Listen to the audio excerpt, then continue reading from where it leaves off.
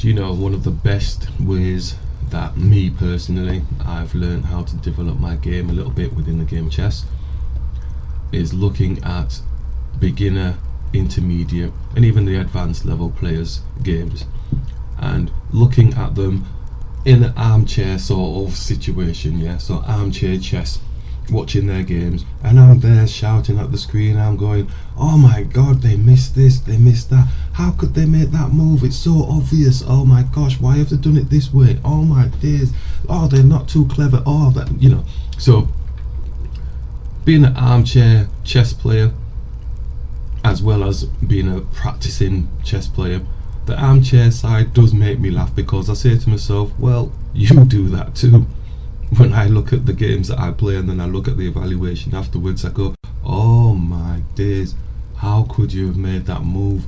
Look at that, you've missed that. Oh, that's an obvious check. Oh, you got checkmated. You would have been checkmated if the opponent had seen it, you know. So the evaluation tool is like my armchair cynicism, yeah, and it really does highlight, you know, the mistakes and the errors that you do make in your games. You may feel really good that you've won a game, and then you look at it and the opponent maybe could have won in like one move, but they didn't see it. So that's how you sort of learn and get better. But one of the better ways for me learning as well is actually looking at other people's games and doing the same sort of thing that the evaluation tool does to me. I'm basically looking and going, wow, I don't understand why that happened. They could have done this. So then you start learning yourself. You start saying, okay, they could have won that game a little bit earlier, or if they'd have moved this piece to X, Y and Z place, they would have been in a better position. So that's a good way that I felt for actually advancing my learning and knowledge within chess.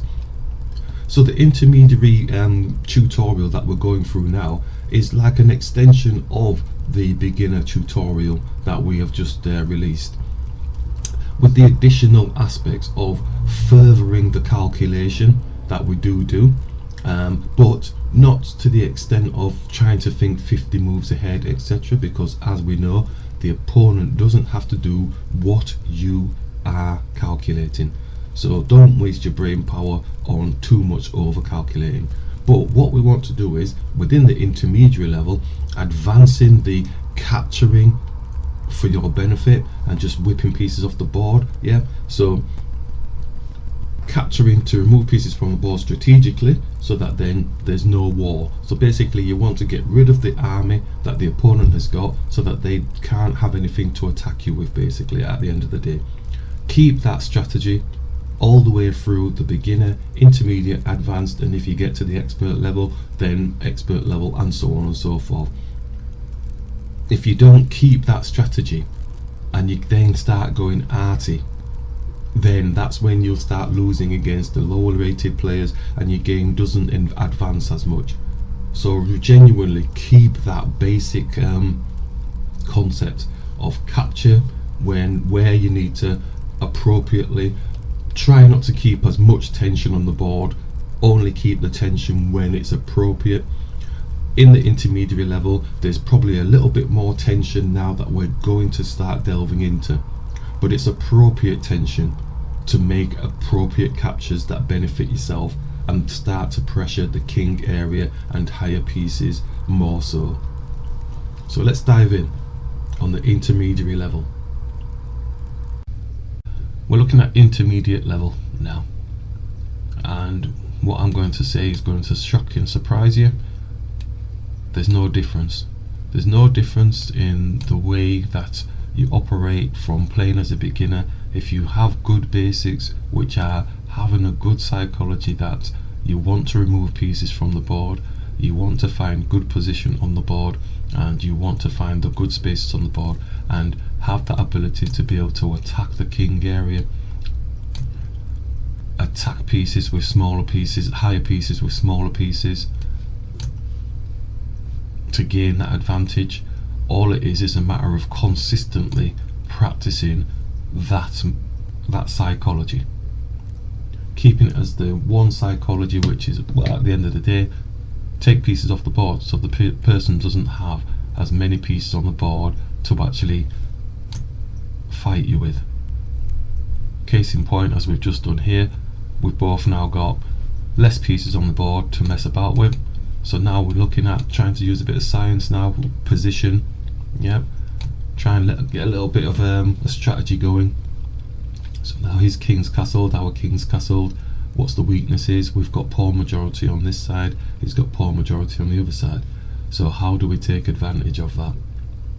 So the difference, I would say, in thinking now from the beginner stage is just how you then add your strategy into the taking the pieces off the board. Nothing complicated, nothing airy, nothing too fancy, just nice and simple. Think about your strategy now. What we're looking at is what are his strengths and what are our strengths, what are our weaknesses and what their weaknesses. So it's now trying to pinpoint which pieces you want to take off the board, which pieces you want to attack, rather than in the beginning stage where, okay, if they give it to you, just take it. If they give it to you, just take it as best possible, just to get familiar with the pieces. Now this is, you have to think about, well, which one is going to put me in that better position, more ideally than I did when I was a beginner. That's the only difference. But you have to maintain, to me, you have to maintain that psychology of, yes, if there's tension to be had, then tension to be had, but if you keep the tension for too long, the person who gets the break is going to win. So there's no point to me keeping any tension that is going to, has the potential for going on for a long period of time. Yep, so see how our opponent is attacking all the key squares. He's looking at the bishop coming here, he's got the rook lined up for this pawn here. So I think our best bet is to actually push onto this pawn. He could push past so that it's a nice passed pawn. That would make sense for them. For me, taking the pawn would be okay, because then that gets rid of it.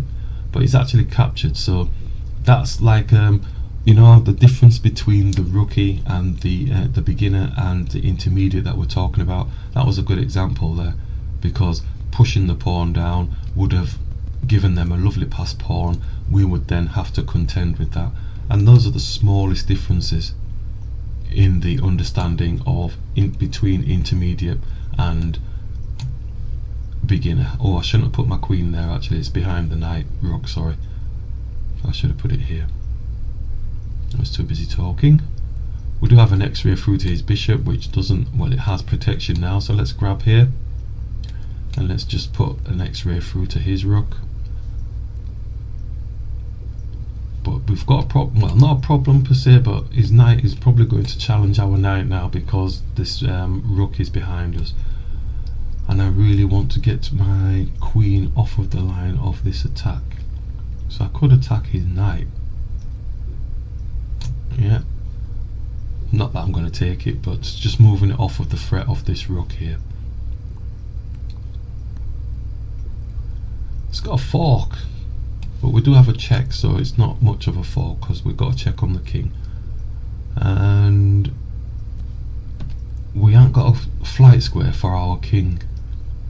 So we have to be careful and mindful of that type of situation. We could go for a queen exchange because his knight is on our queen. So we could go here, looking to exchange. Got to be mindful, his rook can come down, but we can take. His knight takes. His queen doesn't have to take, always remember that.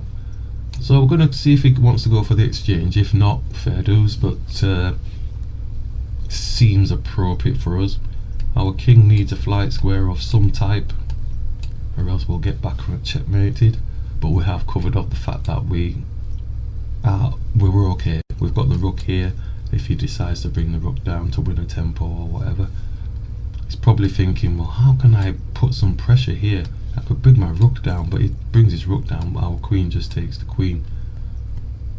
What else is he thinking? How do I get my knight to this square?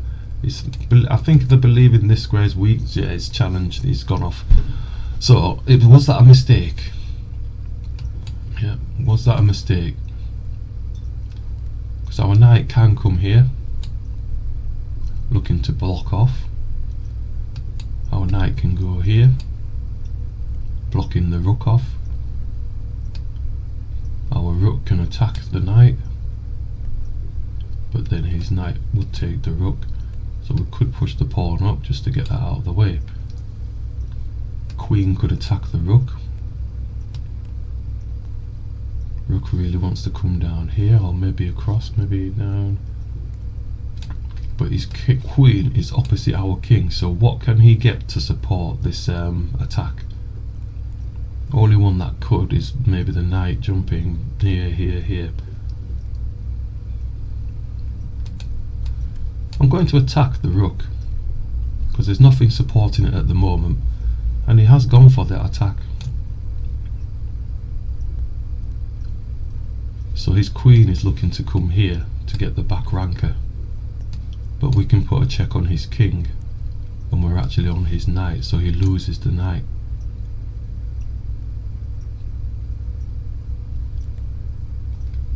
A lonely queen is quite dangerous in its own right, so it's not saying we've won anything, but we're hopefully trying to demonstrate the difference between beginner thinking and intermediate level thinking in terms of what it is that you're actually looking to attack and take off the board.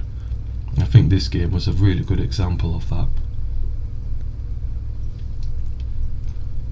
So like we say, oh, and they've resigned. So we'll have a look at the analysis on that.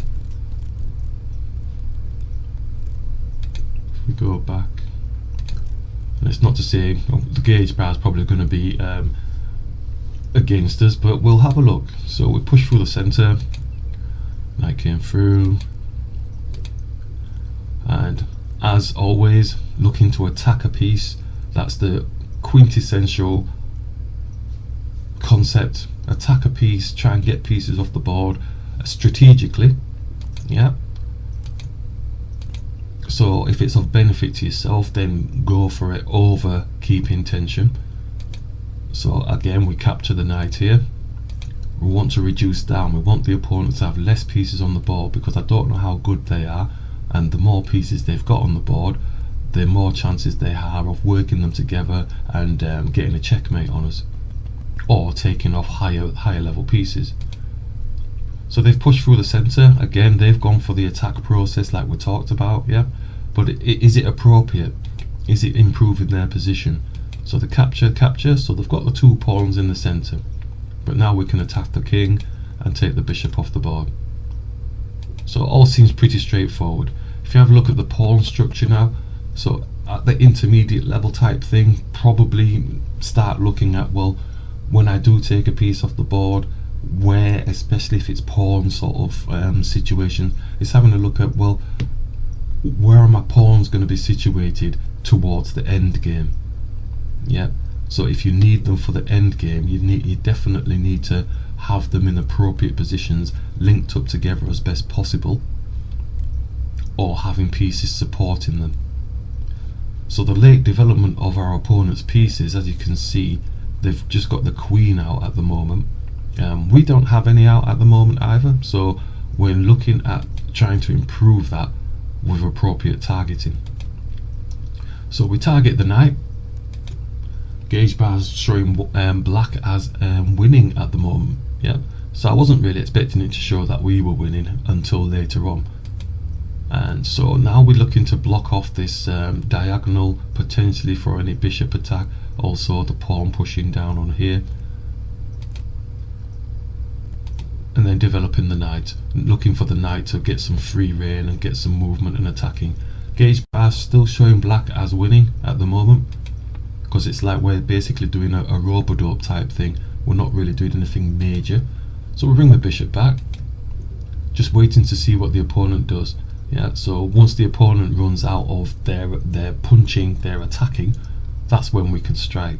So they're attacking the pawn here, and we push the pawn up, and then they attack this pawn, and then we push the pawn up.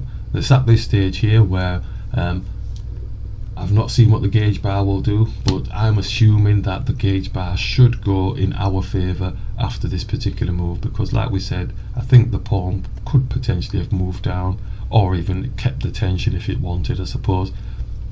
But I think pushing down would have been better for them. and they capture, and as you can see the gauge bar has gone slightly up towards us, favouring us a little bit, then it's come back down a little bit. So we capture, but we're in a better position, better state, especially looking at the gauge bar now. It's creeping up slowly towards us being in a better position, better state. So they attack our queen, and I went the wrong way personally. What's it say? Yeah, exactly. I should have gone that way. Yeah, so I did have a little bit of a twitch going on there. So we captured. Yeah, so capturing appropriately makes sense.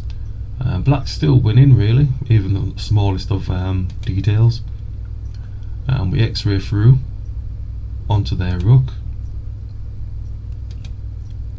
And we decided, well, let's take the queen off of the line of the attack of the rook. And again, black is winning. Yeah, so throughout this, I felt okay with the moves that we were making, but when they've got a fork like this, it's quite key. So yes, they're still winning. And then we go for the exchange. Says that's a nice move. But that was the mistake. And you know what? I didn't even see that. I didn't even see that, did I? Oh, you know, evaluation is so good. You know, especially when you see stuff like this and you kick yourself afterwards. You go, why did I not make that move? Because I know I didn't make that move. I went for the rook, didn't I? And that was a winning move. Look at that. A knight for free. We knew there was something wrong with him not taking, but then we were getting all fancy. Oh dear. Yeah, taking it up to the intermediary level in your own mindset. You just got to basically look at improving,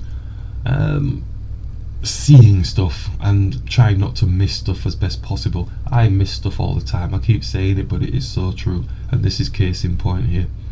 Even though I didn't feel there was anything wrong with what we were doing now, at this point here, once they hadn't done that, I felt that we had a slight advantage. Even coming for the rook here, I felt there was a slight advantage. Just a little worry that we didn't have a flight square, but their queen didn't have anything supporting the attack in front of the king. Our rook was able to circumvent the attack here, so I didn't really see a big problem with that. Okay, so yeah, with the rook capturing, then we captured. So we're back in that same state, because at the end of the day, we can actually come here, and that's what we actually did. But we could have got the knight earlier. Okay, so then we grabbed, and then they resigned. So it's really good doing your evaluations, especially if you're wanting to move from being a beginner into, say, like an intermediate level, and you are going to make mistakes. You've got to expect the mistakes, but play a little bit better and spot the smallest of things against what your opponent is doing. And if you think, well, that was like a more of a beginner move, yeah, like this move here, it's the smallest of detail. I mean, the evaluation is not showing any major, it's just showing a slight increase in betterment for ourselves. Yep. So that's the smallest of details. From that game there, I says, well, that might give us the in. And from that moment on, my psychology about the game was, well, I'm going to try and take advantage of that smallest of mistakes that they've made. And then I move my queen to this wrong side here. It happens. But if you want to develop, just keep on plodding away and keep the basics, looking at trying to take pieces off the board strategically, because if the opponent hasn't got any pieces, there cannot be any war.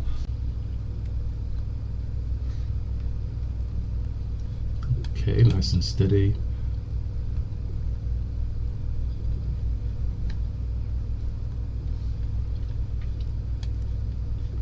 I like to do this one.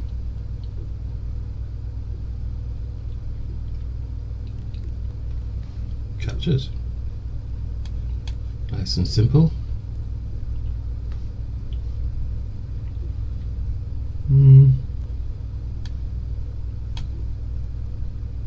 Let's attack the queen with a smaller piece.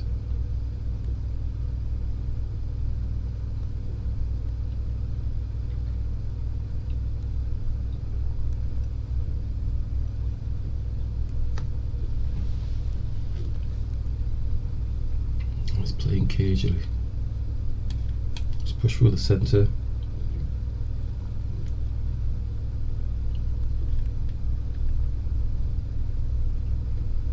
Just push past. Further up the board we can get it, the better. Could have looked for an exchange, but he would have got the 20 pointer. My king would have had to take my queen. So he's probably still trying to go for that. Takes. Yeah.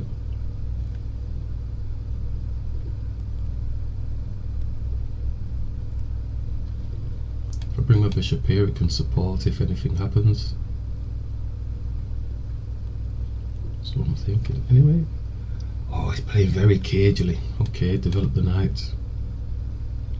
So we can go on castle, king safety, I think. I've just got to watch Philip. Like I say, he's very wily. Very skillful. Let's castle. Let's keep that tidy. What is he going to take?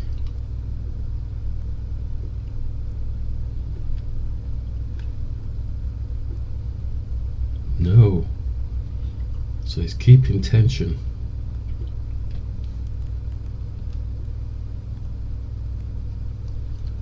But now I've got my bishop supporting and my rook supporting my queen, I can take.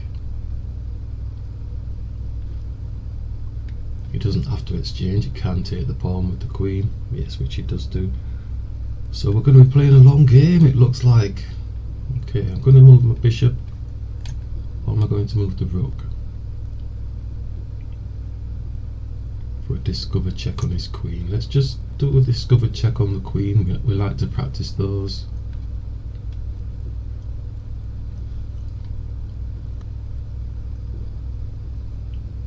He does love doing these type of sort of moves, you know, queen condensing around the king area. It's gone into the line of our bishop, so a smaller piece attacking a higher piece can't be wrong.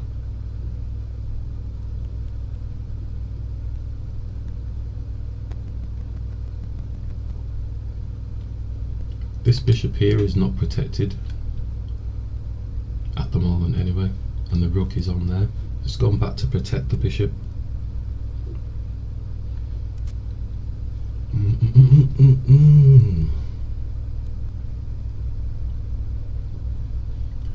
Let's get this bishop activated. Going to attack the bishop here. May just push the pawn down. And these are not assistive tools. I'm using arrows just as instructional type things because the videos I'm creating, I'm hoping one day maybe somebody finds them useful. So it comes down. We could attack the queen because we would win the bishop back if his queen takes. So I'm going to go here because the rook can take his bishop.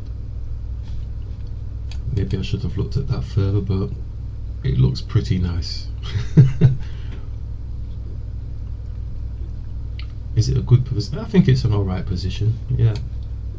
So he does take. Can we grab?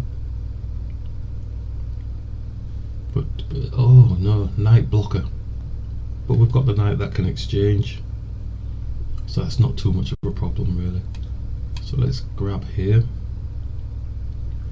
He is looking for this pawn with his rook and his queen, so we have to be a little bit mindful of that, don't we? I think we can circumvent that by either going for an exchange.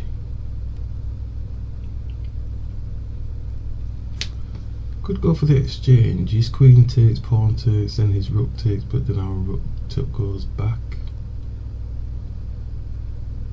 and then the bishop's on. The bishop could go that way. I'm going to try that. Yeah, it looks a bit odd because he's going to win a pawn there, but I think we have a better position. We can get the pawn back, but with a better position with the bishop, maybe potentially putting a check on the king here, potentially attacking this pawn here with our bishop.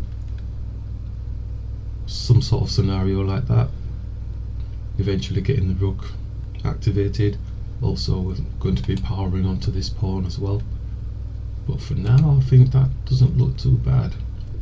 Queen takes, pawn takes, rook takes, bishop here, I think, something like that. But like I say, the calculation may change if I see something better. Oh, Philip, I tell you, honestly. So this is it's not. He's coming for this pawn here. It's not really going for the bishop because the bishop's protected, and the bishop does have an escape. You know, there's a nice movement here.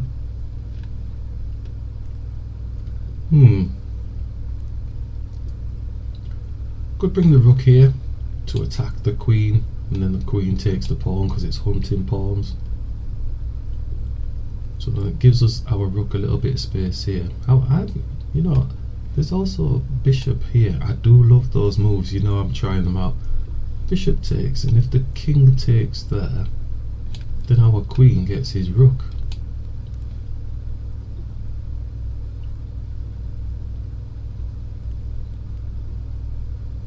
Yeah, because he's gone for a discovered check on our queen, hasn't he, with the rook? So we could do that.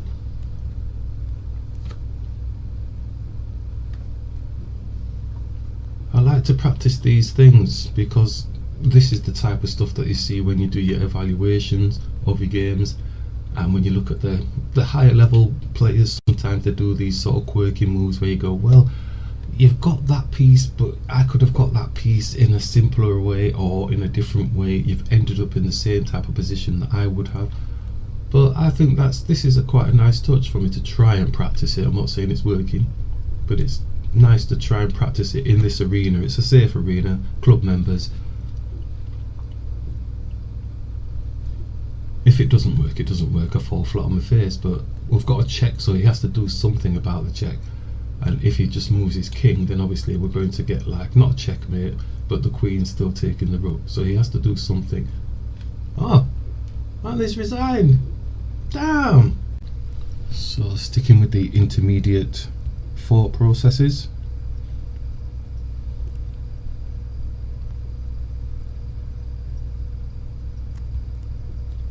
Simple direct moves to remove pieces from the board strategically. The key word being strategically within the intermediate, advanced, up to the expert level. Being able to play against that level. These are the types of things that you need to have in your back pocket. It's attacking where it's beneficial for yourself. Let's grab this pawn, it's a free gift.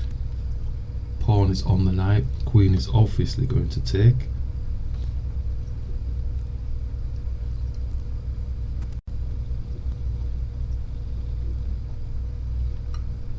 It's a situation here where if we do take, queen takes back, queen looks like it's in a strong position. But in keeping with the mantra, the less pieces on the board for the opponent, the less pieces they have to put together to actually attack you and formulate an attack. So we'll take it off the board.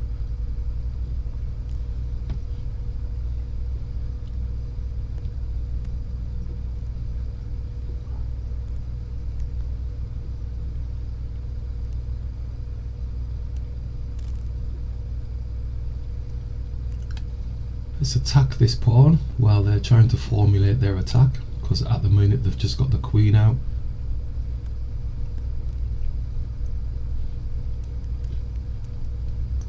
We do have space to go and castle, but I was just going to mention the bishop coming down to attack here. Smaller piece attacking a higher piece can't be wrong. So a little pawn attacking the queen can't be resisted. He could still take because his bishop's on our queen. Our queen can still take and still be protecting the pawn here. Although he does have his knight that can double up. But then if his knight did that, the pawn would take anyway, so there would be no point there. So the queen's moved out of the way. It's actually blocking our castling. So for that cheek, a smaller piece attacking the higher piece, again, can't be wrong.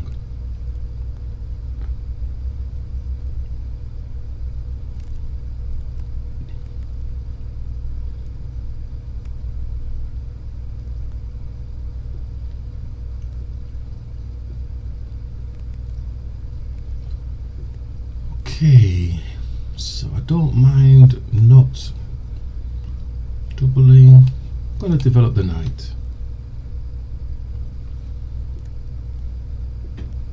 And they're moving dead quick, so when they move quickly, 9 times out of 10 when I'm playing a game and they move quickly, it's like they've got something sewn up, they've got a strategy. I suppose his idea is he's got his rook opposite our queen. Could move the queen off now that we've got protection with the knight, but I suppose we do lose the pawn, so we'll probably take him with the king. Whoa.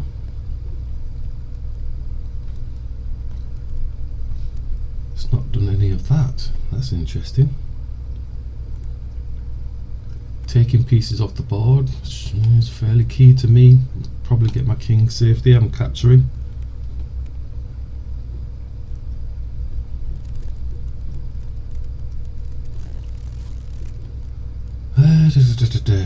So do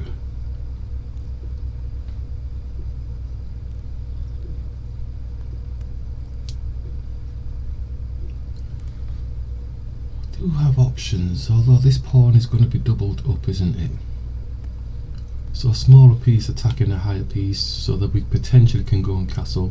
Again, can't be wrong.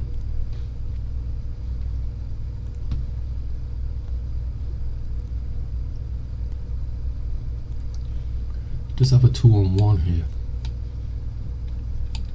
so it's going to be up a pawn.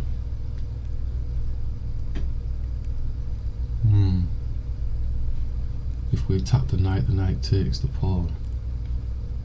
Bishop can come out and attack this pawn. It's got no protection, but I still think develop an attack, so do a bit of a morphe. We've got a piece under attack, we can put a piece under attack here. But if his knight takes, then I don't know if that works now. Now I'm looking at it. Because if we take, then his rook is protecting this pawn. But it's not protecting this pawn, because this has an x-ray through to this pawn here. Let's grab this.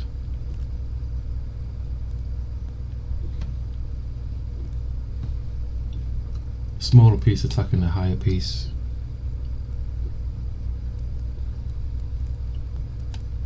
It's not got a safe square to go to here, so he has to go back.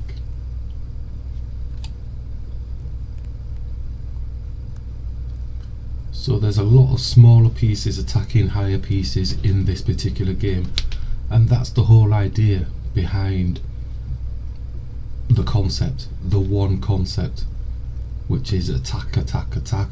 Simple direct moves to take pieces off the board strategically. These threats that we're putting onto these higher level pieces, they have to move them. Yeah, I mean, we have magic, I think, potentially capturing here. And is there anything else? The knight does have this nice move here with a fork, but do I really want to open his rook up onto this pawn? I'm taking this pawn here. Keep it simple. I don't want to over-egg it. It looked like a nice fork, and it's come back to bite me. But bring the king up, protecting.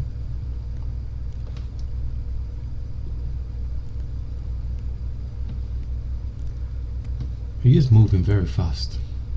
We were looking at getting this pawn, but this rook is protecting here, so might as well take this bishop off.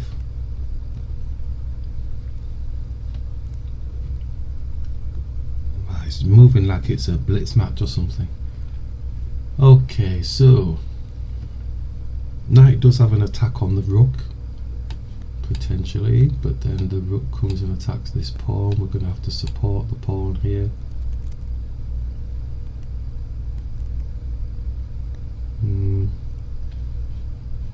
don't think I'm happy with that. No.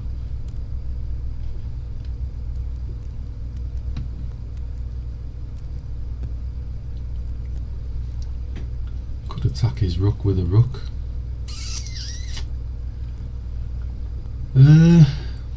Which rook? This rook or this rook? And then does he just come here with his rook supporting? Do we take then? Take to reduce down. Then he takes and he's owning the file. Bring whichever rook again to the position. Looking for the exchange. And then it's a knight against the bishop. He's got double pawns here, which is good for us. We have a flexible knight.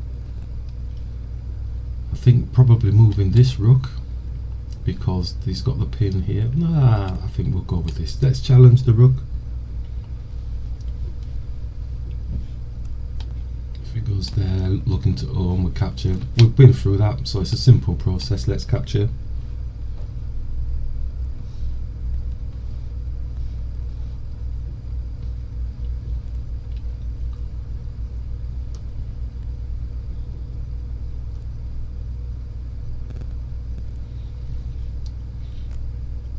Yeah, I'd just seen this.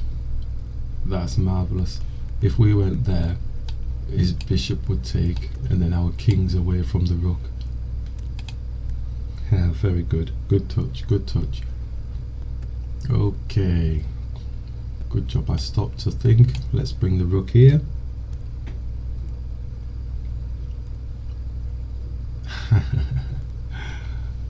Those are the types of things. I played it through a bit, probably too quickly in my head, going for the exchange, but I'm still okay with the position that we're in. So long as I'm happy with the position, I'm okay. So long as I don't have to use any fancy tactics or anything like that. So I think the bishop will take the knight, because the knight's then going to be able to dance around a bit if he doesn't. Ooh, he's not done. He's just blocked the position that the knight can go to. That's an interesting one.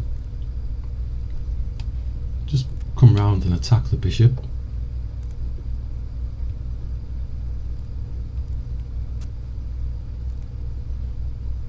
Bishops attack the king.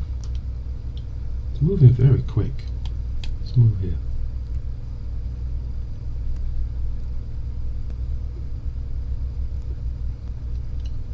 "14 minutes. That's a lot. That's a lifetime." Okay, so we've got an X-ray. We've got an X-ray with the rook onto this pawn here.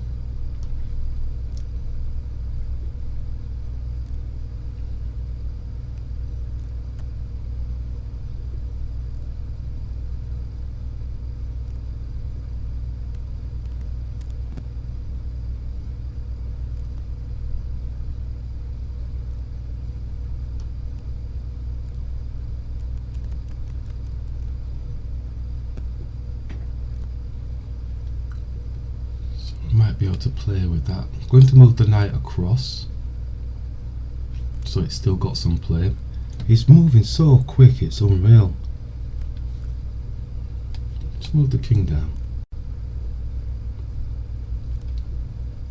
It's looking for some devastation. I'm hoping, as usual, an opponent playing really fast in a long play game, that they're going to make a mistake, because they can't be thinking of forward plan strategy properly. As far as I can see, you can't do it. So he's pushed. Let's attack this bishop. It's got no protection on. It's blocked. Well, it's not blocked. I suppose it can go up here.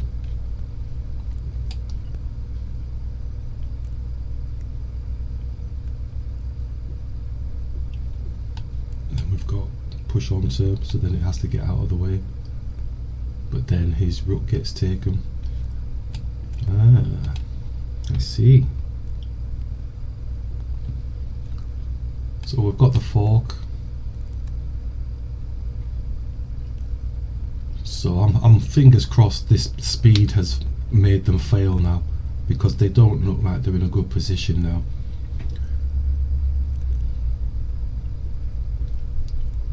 when you're playing a longer play game, you really want to take your time over it and sort of savour those moments.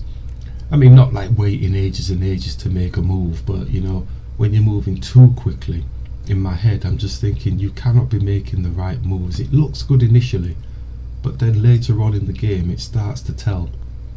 And in this game it looks like it started to tell because one of these pieces is getting taken off the board for free.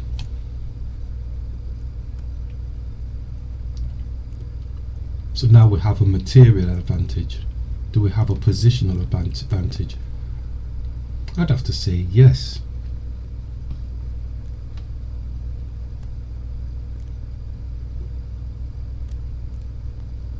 I'd have to say yes. A simple pawn push here, defending. We've got a pass pawn here, a half semi-pass pawn there. He's got a pass pawn, well, semi-pass pawn here. I expected the rook to come down, but again it's a simple movement of the king up. Taking time, not rushing it, not trying to blast my way through. It's not a blitz match.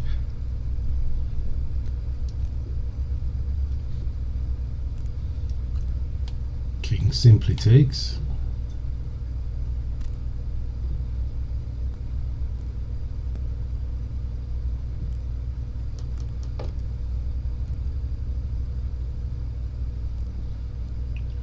So he's attacking the king now. There's not much hope for this rook actually, really.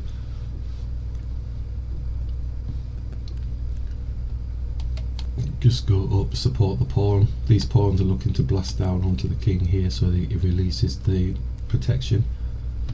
And this rook's looking to put some sort of check on the king. Well,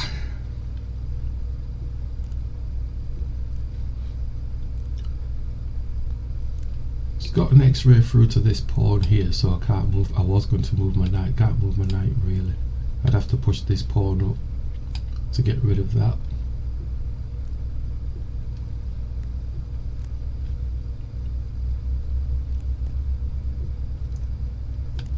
I'll bring the king down to simply attack the rook. Let's just bring the king down. Just keep it simple. I'm trying not to over-egg it now. He does have a pawn majority on this side, so that could be fairly crucial in his development. But if we can get the rook away from this position, yeah, so he has to go across.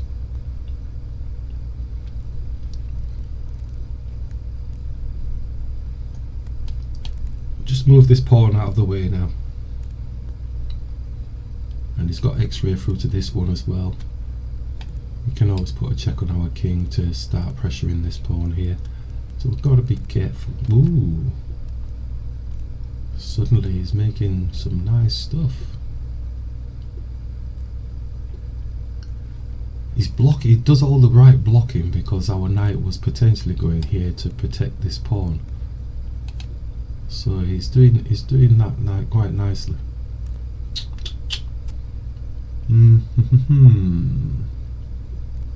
his king is safe.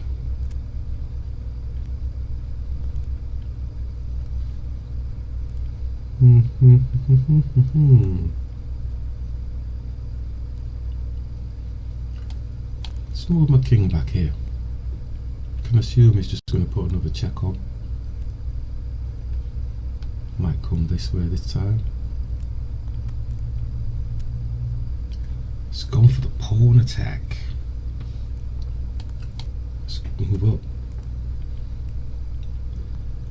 Mr. Speedo. Let's just get a little bit so we can start jamming his king in. Maybe even come round for this pawn here. And that's beautiful. It's almost like let us in really.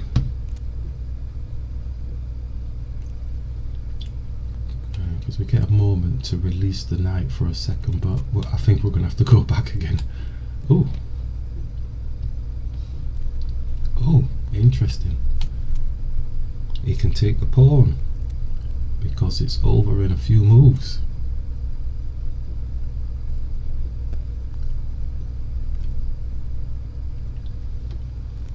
Position versus speed.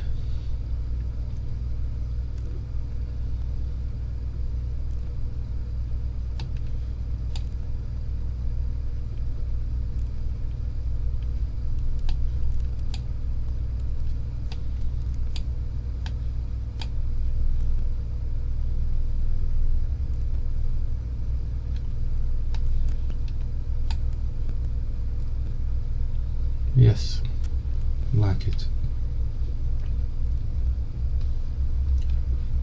Okay, so it's come up, so we've got options. We can move here, we can move there. I think attacking the 2 pawns seems favourable for us, because at the same token it's opening this little baby here. I think that's over with now.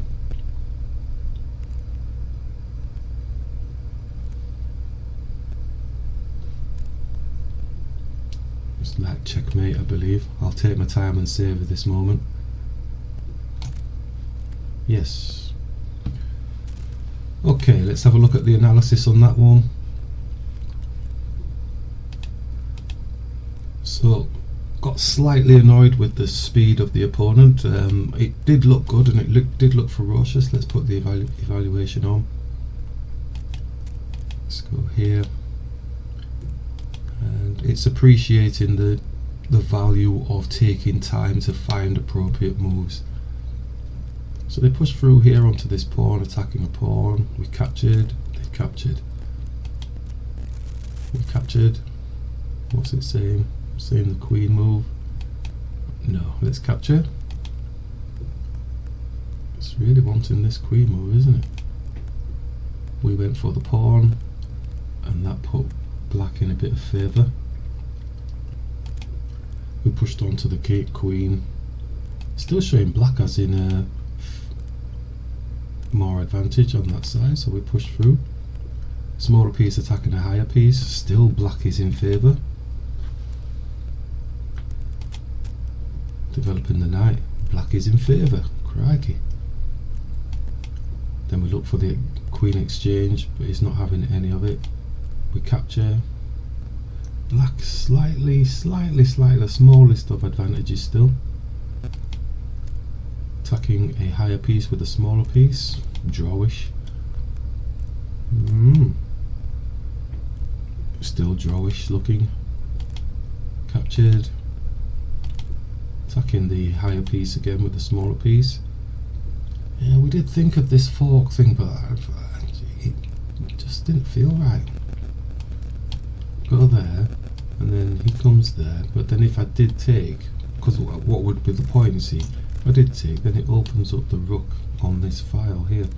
So then I'm sat babysitting this pawn. No, I don't think I liked it, so yeah, we didn't go with that one.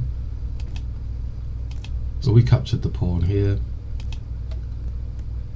and doesn't like that bishop move from black. Then we captured. We're starting to show a bit of favour here now. I just want to see this rook exchange stuff. So it doesn't really like... Oh, wrong rook maybe? Why is it the wrong rook?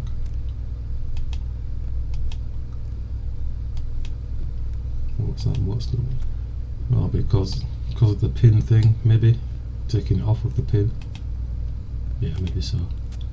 Okay. So then we grabbed, says that's okay. Yeah, and at that point there, we realised if we'd have gone here, that would have been serious trouble. Yeah, look at that, bishop takes, king takes, and then we get wiped out. Yeah, okay. Oh, I'll go back a bit more, sorry.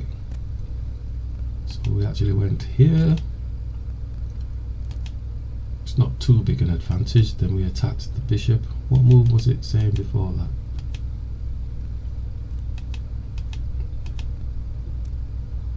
Knight attacking, king up.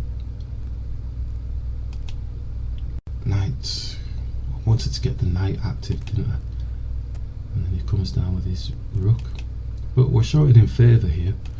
Somehow it felt like we were, because his pieces were getting more condensed in as the game was going. And then that pawn move allowed the fork, and I think it's... yeah, look at that.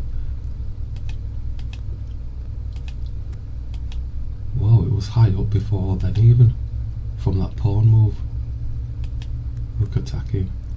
Whoa, nice one. Okay, so positive targeting.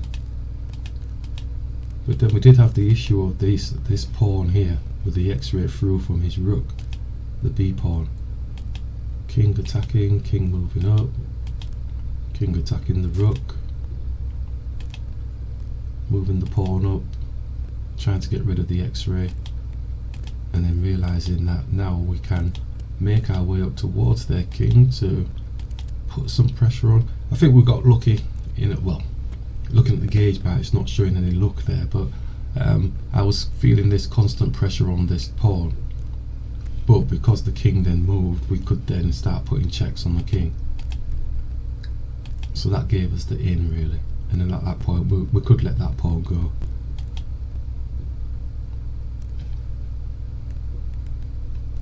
Yeah, we had options. We could have gone there or there. We did have those choices,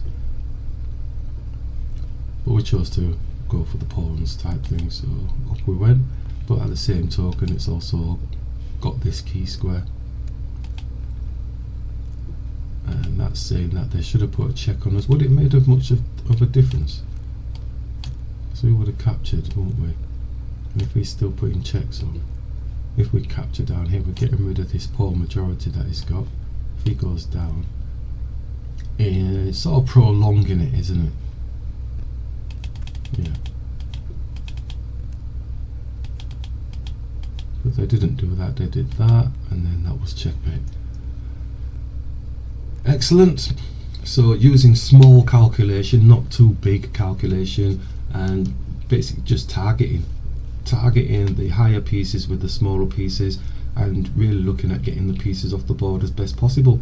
And that's it really. I mean, it's the same concept that we use at the beginning, it's the same concept we use in the intermediate, and it's the same concept that we're using in the advanced and expert levels, and we use it against those levels. If you're not an expert level, still try and use these concepts against those expert levels or the advanced levels or the intermediate levels. It does work. You just have to have faith in it and just keep constantly practicing it.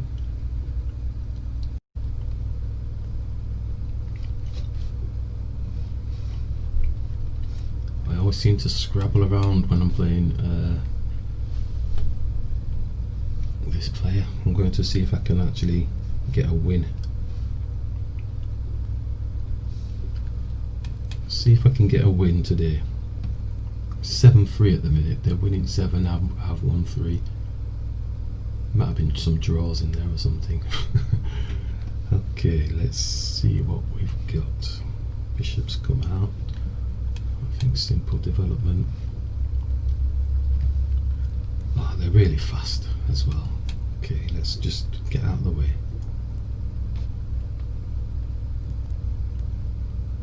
Let's hope that they make a positional mistake now. I'm not going to get flustered. Just play the game that I play. Need to kingside castle myself. Look how quickly they've castled. It's on my knight. It's on my knight. En passant coming. Yes.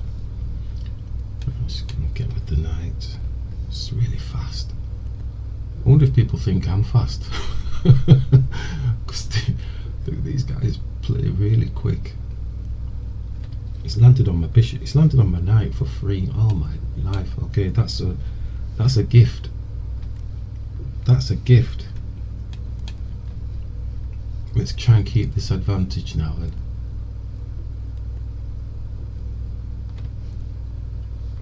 Yeah, they're going to play mad now. Queen, discovered area, yeah, queen. Take him with the rook. Yeah, okay, they're playing mad now, so I think we need to probably use that against them. Can we not just castle now? King safety is key for me. Let's castle and just take a breath, because they're playing super speed now and they're going to make me make a mistake, so I need to just maybe put an x-ray through here.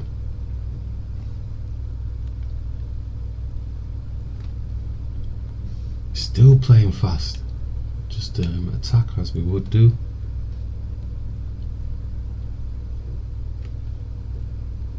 Don't want to exchange. Double the pawns up. It's actually on my bishop. My knight is protecting. Okay, let's double the pawns.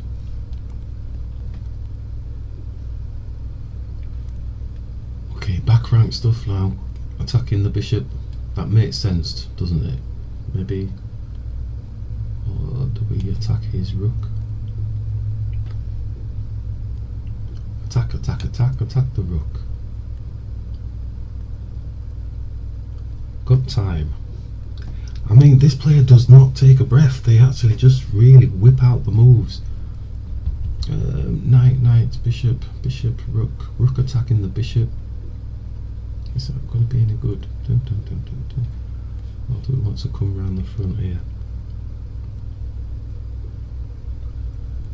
You see, oh, they've resigned.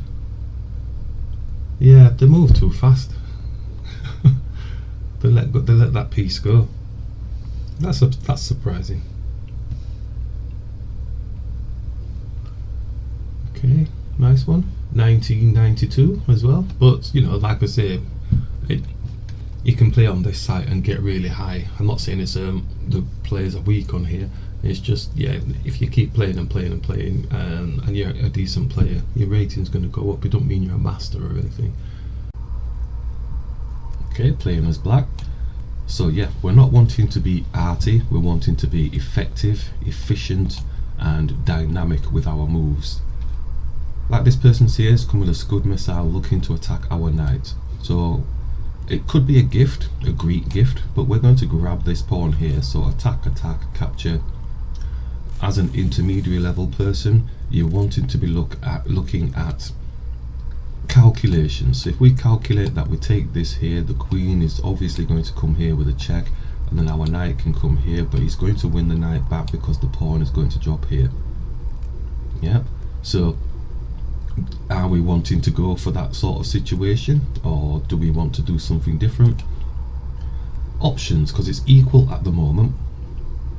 Going to capture, and then the queen gets the knight back maybe, or shall we just bring it here? Let's bring the knight back, and then at least we've yes, so as we said, the pawn's coming down here. Is there a different way of working this particular maneuver? It's a set play type thing, so the opponent's feeling really good that they've got the knight back. So I'm going to bring our bishop here, attacking this pawn. Queen's going to take. That seems the foregone conclusion. So it's all equal at the minute. We're +1 because we've captured this pawn now. Something's happened to the screen. That was weird. Okay, so he's brought his queen down. We now have this, but we've got a check on at the minute from his queen, and he's also on our bishop. So bringing our queen here means we lose the bishop. So in essence, that's a nice strike from the opponent, because there's nothing else that can go in the way to actually block the queen from actually, apart from our queen, but then he takes the bishop, so we can't save the bishop. So how do we move on from there? His king hasn't castled, our king hasn't castled, so let's just move our queen here, and then smaller piece attacking a higher piece, so he's got something to think about.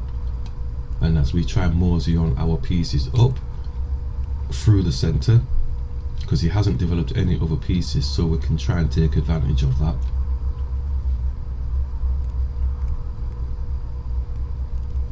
So as we mentioned in the beginner stage, well, it's a smaller piece attacking a higher piece, can't be wrong.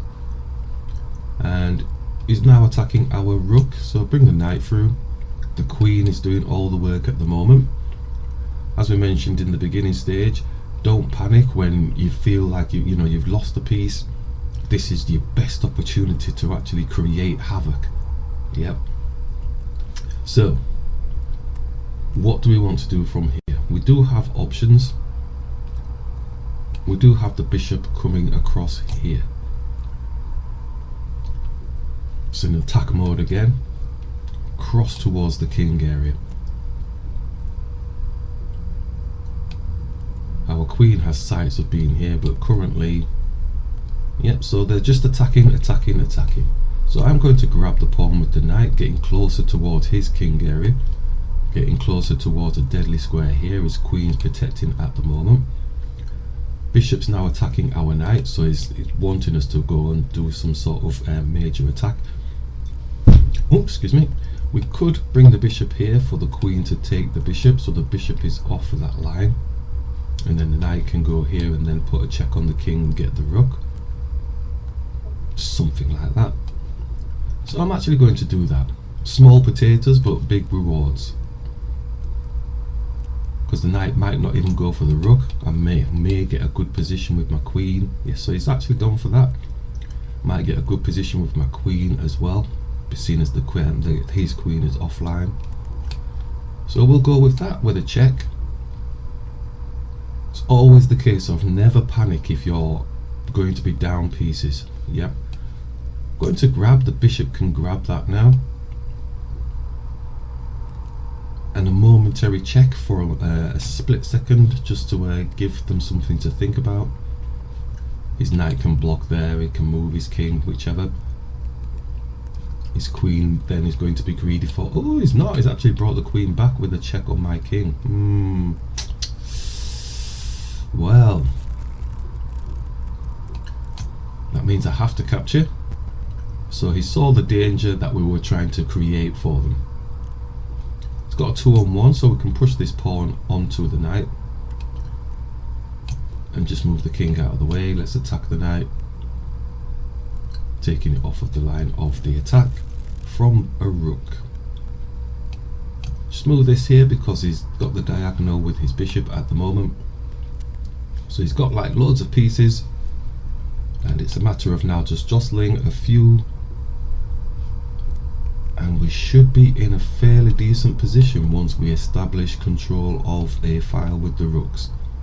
He's doing squid missile work now, which is like just constantly coming down attacking here because he has nothing else to think about. Just move the king up to make it a fighting king, active, proactive.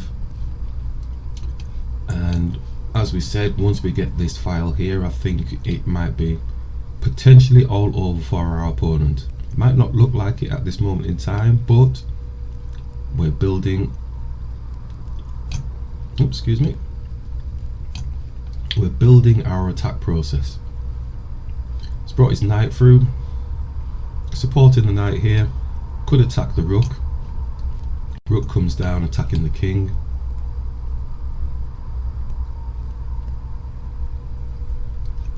Really wanting either his knight to come here to put a check on the king if my king goes up. Because he's got so many pieces on the board, it's difficult for them to think, well, what is the actual checkmate? So he's moved this rook completely out of the way. So that gives us a chance to start moving pawns up. So he's got knights, he's got bishops, but how does he actually get a checkmate? That is the question. Because they're nice pieces to have, but what are they actually doing? What purpose are they serving? To push this pawn here while we're thinking, looking to maybe potentially push here, yeah, that type of thing. Because we have a pawn majority just here on this side. So now he's attacking. So I'm assuming that's a mistake because we can put a check on the king here with no threat from any piece at the moment. So intermediary level, even at the basic beginner level as well, we showed that when you're down pieces, it doesn't mean that you've lost the game. It's just how you then mobilize your pieces. So we could attack the knight here, but his bishop is protecting. We could go and attack the bishop, but his knight is protecting that square. So there's no real point in actually moving across there. We can't go and put a check on the king because his knights are protecting this square. Could attack this pawn, but his knight is protecting this square. Could make the king active, but the knight is probably going to get a fork on one of our rooks. Yeah, he could come here with his knight. So what options do we have? We were planning on just moseying these pawns up. Just do that while we're thinking, because we do have a pawn majority on this side. And the rooks come down, and he's got this pawn here. But we could get this pawn with our active king. unless again, like I say, he's looking to put a check on, but he's not. So with the pawn majority that we got, we could actually take the pawn, or we could push up and lock down so that it's a passed pawn. Advanced thinking is push there, his rook takes this pawn, doesn't take the pawn, so does that weaken something? Before we do that, yeah, let's capture here, active king. Like I said, I think the knights are probably going to get a fork on my king and my rook, but we're getting closer towards their king now, and the danger zone is here. But his knight is protecting this square at the minute. So if we move to the other side, then we might get the danger zone, which is there, because then the king gets checkmated. So I think he's going to do rook here for a check on the king. So we're trying to work our pieces together to try and crunch the king. Well, you see how we're working our pieces. That's a nice move. So the king doesn't have to panic too much. It can come across here, but I'm just thinking, is there a fork? No, not really. Do I have to panic about that move? Again, his rook can always come and put a check on us anyway, so, and he's got the dark square bishop, but he can't get out at the moment. This knight wants to get active somehow, but it can't. So the simple thing is probably putting a check here, or there, whichever. Getting closer towards his king, bringing the rook king here.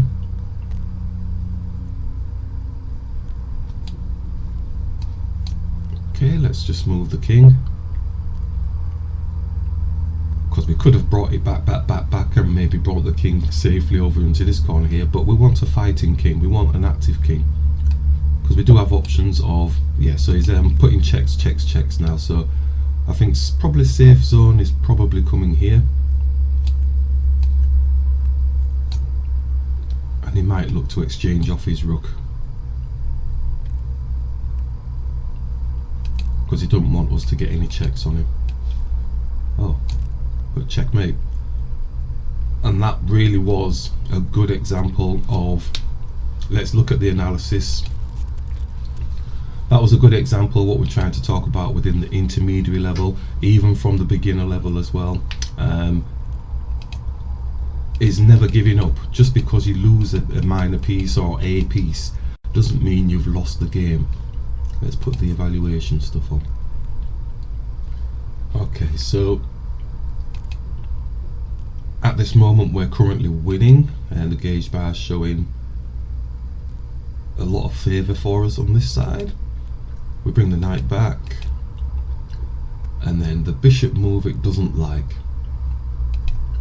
Everything else it seems to like. It's basically saying bring the knight through here, so it's expecting the knight to be taken.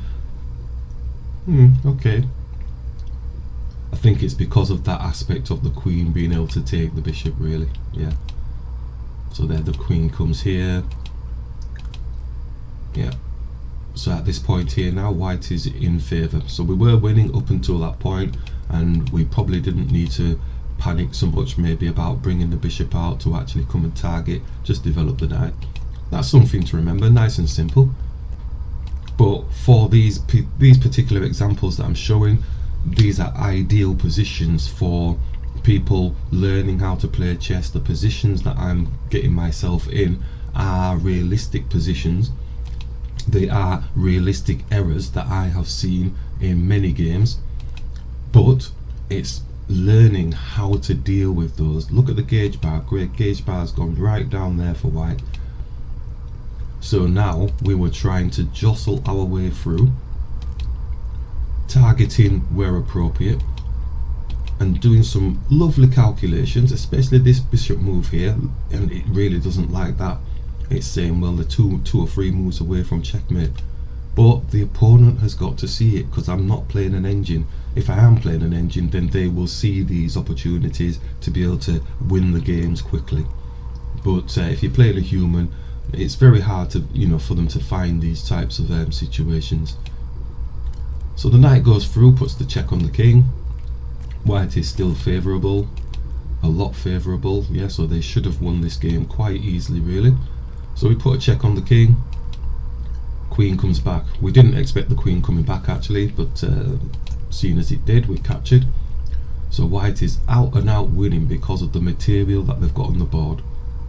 One key thing to always genuinely understand about engines when you're doing your evaluation is they like material. So the gauge bar is showing going crazy for material because white has got all that material. But as we've mentioned in the beginner tutorial, you can have as many pieces on the board as you want, but if they are not in appropriate positions or they're not working their pieces together, then they're tantamount to being useless. So we target the knight, attack the knight. So we're in attack mode now, so the king's attacking the knight again, and we're not gaining any advantages whatsoever in terms of the evaluation, but within our position we are. So we're protecting the pawns, looking for ideal positions now with the rooks. Look, and we did mention if we get to own a file with our rooks, then it's potentially all over for our opponent. That's how confident we had to be. We had to have that confidence in there, or else we wouldn't follow it through. So the rook comes down, attacks. So it's almost over. The white should have won this. And we double up. And that move there is saying it's a checkmate in one. And all they had to do was bring their bishop here, and it would have been checkmate. But the opponent didn't see it. Yep, we're playing humans. Okay, so it's something to keep in mind, but we were a piece down, so we had, well, many pieces down, so we had to do something.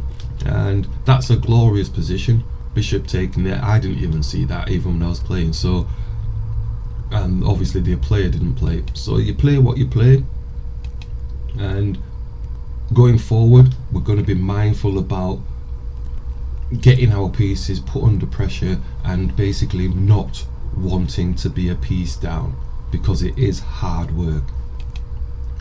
So we continue on, and we just want to see at what stage really the whole game changed.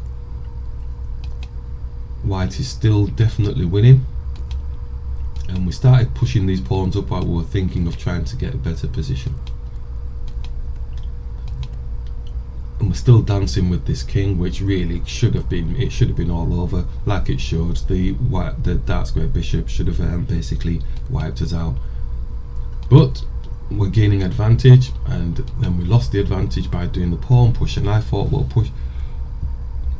pawn pushing would be an ideal situation. Passed pawns should be pushed, but it's saying take the pawn here with the nice aggressive king for that lovely position. Okay, so we gave the advantage back to white, but the opponent didn't take it, so we grabbed, but it's not a big advantage this time. And this one is, but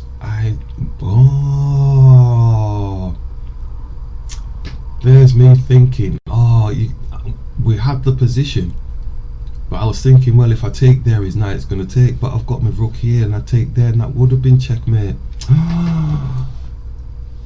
You see, these realistic positions, these are what happened.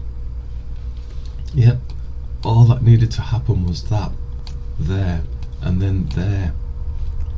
But my brain said, oh no, I can't go there because the knight's going to take the rook, and I didn't go any further.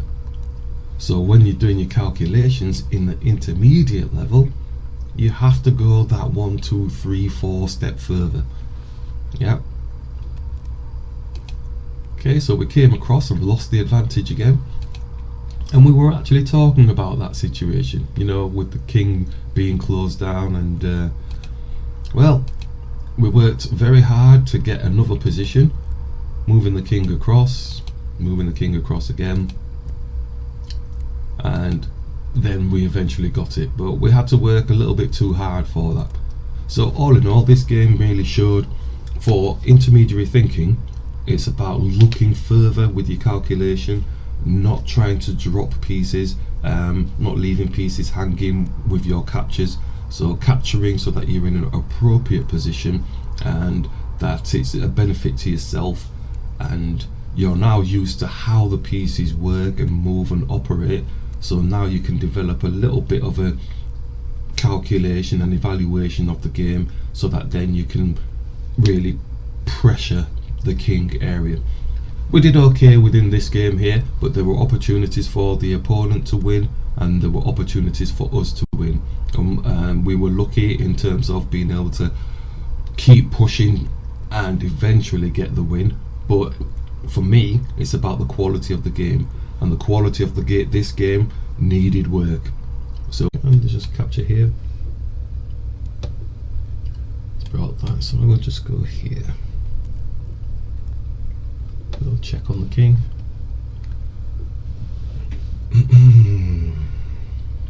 Going for the bishop exchange, nice one.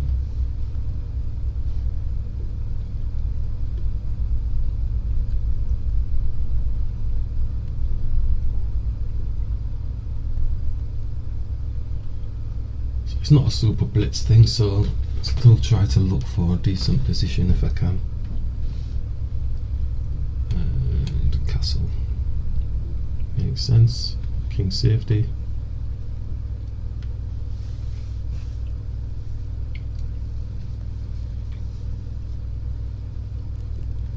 I'll keep hovering on that. Just looking to get the dark square bishop into the old fianchetto position. Knight can attack the queen while they're thinking about that.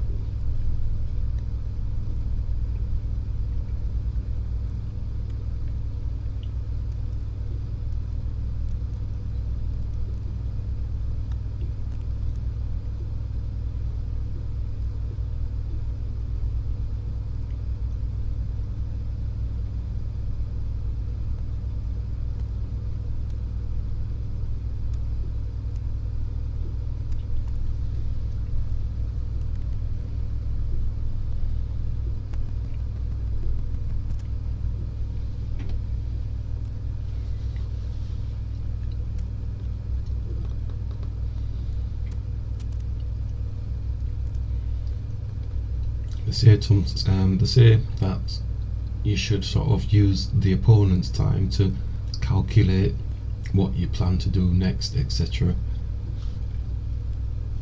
But as I've mentioned in the beginner's tutorial, realistically, your calculation, the opponent doesn't have to do your calculation, so you can spend quite a lot of time doing calculation, and it's almost like, I'm not saying a waste of time, just bringing the rook here, which we were going to do no matter where he was going to go. So now he's moving fast, so he's done like a big calculation based on his research, but the knight can actually go anywhere now. And if only I had a check on his queen, I'd be able to take his queen off the board. But I could actually come around here to attack the bishop, or go and attack his rook, because we have the check with the rook here.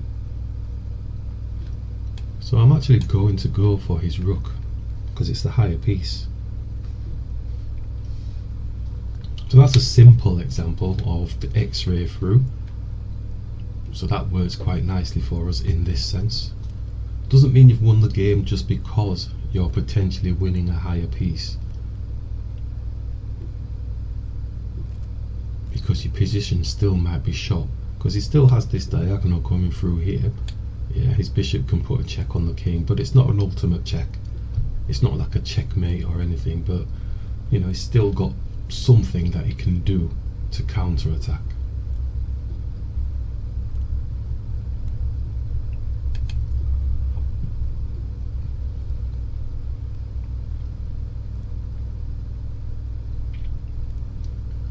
So yeah, calculation is the worry of many people learning how to play chess. You know, they feel you have to have a memory like a computer to say, well, if they go here, then they're going to do this, do that, and the other.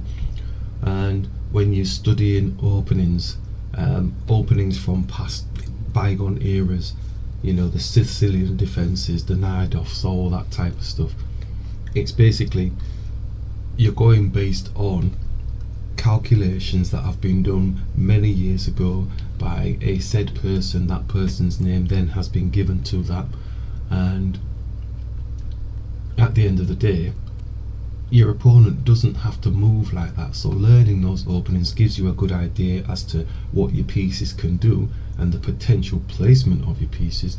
But when your opponent suddenly doesn't move like that, oh sorry, I missed my go into it. So I can take here because I've still got the check on, yeah, and the knight's still defending the rook, and the knight's still got the threat of this attacking this rook here. So potentially we're looking maybe to support the rook coming up at some stage, but he's got to deal with the check, so maybe the knight is going to come and defend.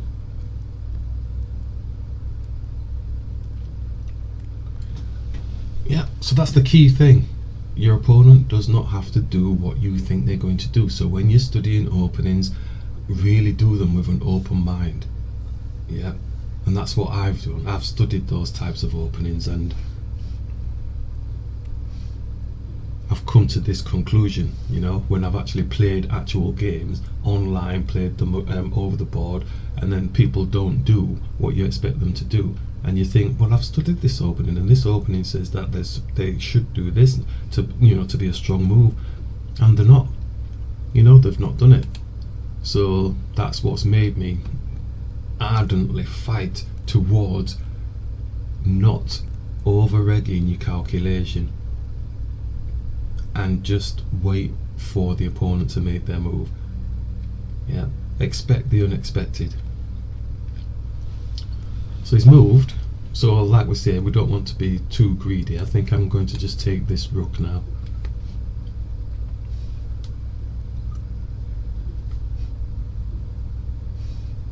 He's done that, but that's not a clever thing because we can get his queen. So that was the whole idea behind that fork situation. Okay, so they've resigned.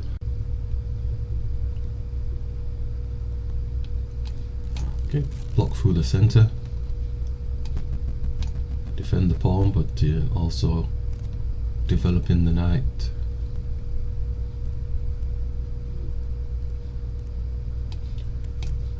Attack a pawn here with the knight, also developing the knight. It's coming through the center, so we can capture, keeping it simple. Let's push through the center here now, so we can actually double the attack up because the knight is currently stopping the queen from taking the knight. So we've got two pieces on this pawn. You can expect the bishop to come here to defend the pawn. Does that give us time to then bring our pawn out or capture? So with this move here, now he has got the knight here in his sights. So we can bring our knight around to capture the pawn back. So +1 at this moment. So it is a set play opening that white is playing here. So there are advantages that they can gain. Potentially coming here, but it blocks his white square bishop. Bishop coming out attacking the knight here, or the queen coming right down to the corner here. So he's going for a horizontal attack on the knight, because if our knight takes, then his queen takes. So we could bring our bishop here to defend the knight, but it's blocking this pawn, so not too sure whether we're going to do that. Could bring the bishop here just to develop so that we can go on queenside castle. So if we do that, then his bishop potentially can come here, put in a 2-on-1. We can then push the pawn here to defend the knight. So we have options. We can also bring our queen out here. Could attack the queen, because queen's not going to drop here, because the bishop will take. So a smaller piece attacking a higher piece in this situation seems appropriate. So I'm going to smaller piece attack the queen.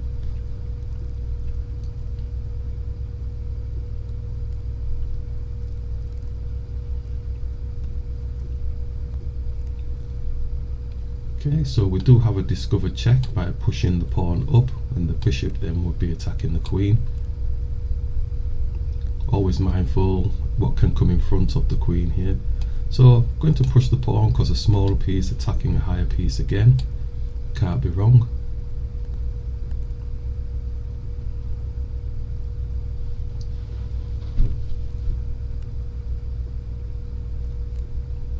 So if you see the way I'm developing at the minute, it is just about targeting, attacking.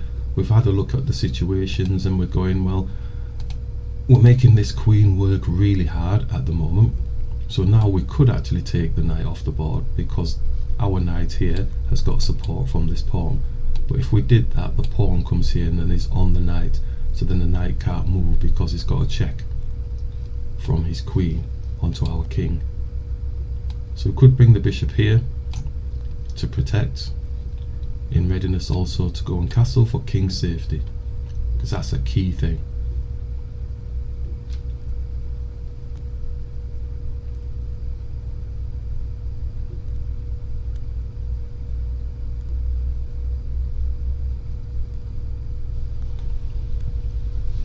So +1 at the moment, but it doesn't mean you've won anything just because you're +1.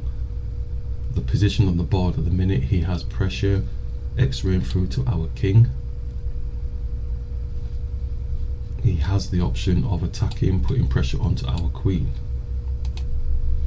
So we'll castle, keeping it safe. Yes, he's got the Scud missile, but I would rather get my king to safety first because, like I say, there's a lot of pressure on this poor knight here. Now we can consider capturing the knight or him capturing our knight, whichever way. But then our rook is going to be facing his queen and his king, x-raying through. So that's a pressure in its own right against white.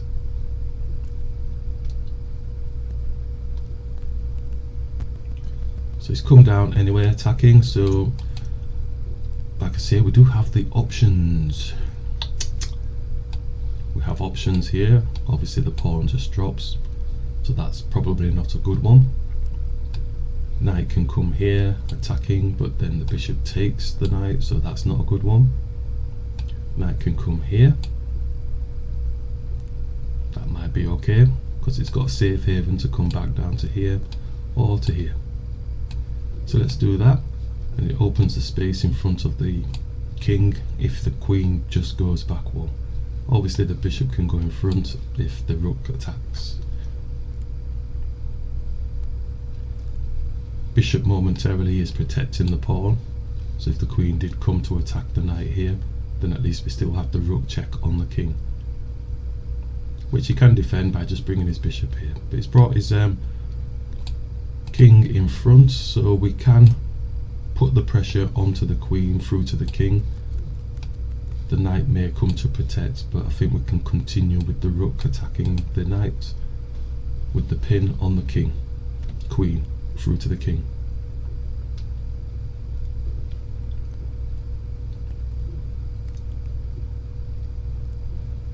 So he's captured. So yeah, that's nice and clever, isn't it? That's nice and clever, but I think we still maintain the pin, you see. So if we capture the knight, his queen can't come here because we still got the pin through to his king, and his queen can't go anywhere. So if we were moving really fast, we would have had a panic on, you know, thinking, oh my gosh, you know, I'll take, and then he gets an even exchange almost, in a sense. In fact, he probably would have been a piece up or something if he'd have done it that way. So maintaining that powerful pressure, seeing that potential attack and maintaining that attack. For me, when I do look at the games, especially beginner, advanced, intermediate, you know, intermediate, advanced, even the expert levels, there isn't any difference. And this is, I'm sort of trying to get that across, because we've covered the beginners where we've got used to the pieces. And before we take the queen, is there anything else? Bishop. No, what we don't want to do is allow that dark square bishop to come in front. So we'll capture the queen and lean on the king again. Yeah, to me there's no difference. I mean, the beginner stage for the concept that we talked about, where we're just capturing pieces, removing pieces off the board, so that there's no pieces that the opponent can sort of attack you with. That really should be all the way through to the expert level as well, if you're wanting to maintain a good effective play for yourself. We can take this bishop.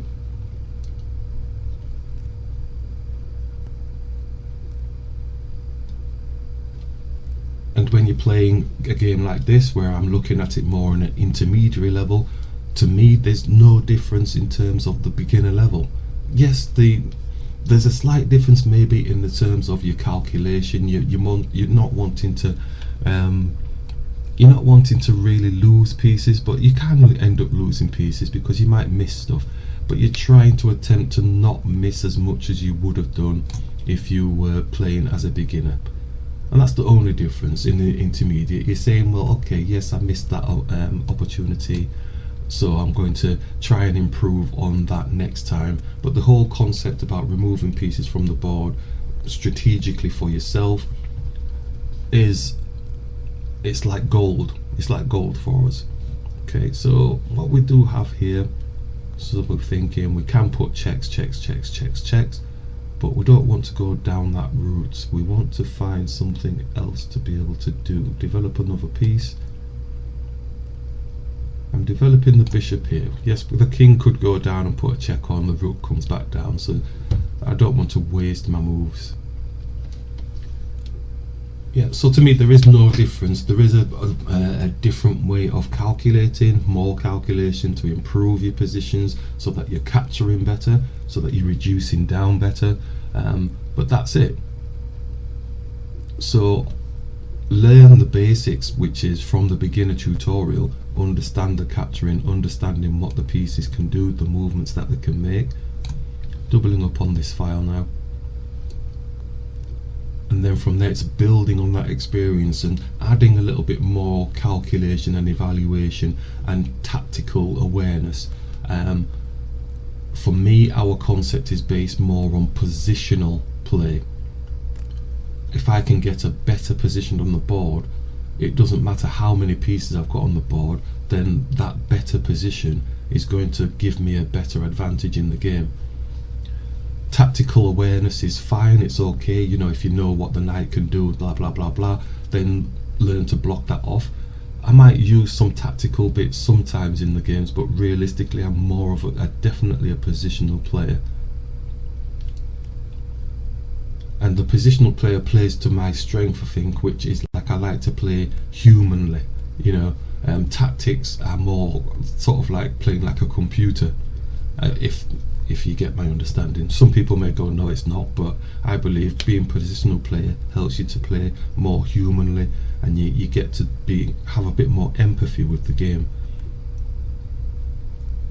What have we got here? So we can got dark square bishop, can put a 2-on-1 on this pawn here. Give the king some space. Bishop could take, no. Let's just push this pawn up. We don't need to rush it. The worst thing you can do is rush in a game when you feel like you've got an advantage materially. The worst thing is then losing that material or losing a good position. So currently we've got a pin through onto his king, so his rook is a little bit held to ransom here. His knight is looking for a good space, potentially to come and attack the queen. Could go there to attack the queen. This rook is not doing anything at the moment. It ideally wants to come here, so he has to come and attack the queen. But there's nothing protecting this knight, so we could actually take the knight for free.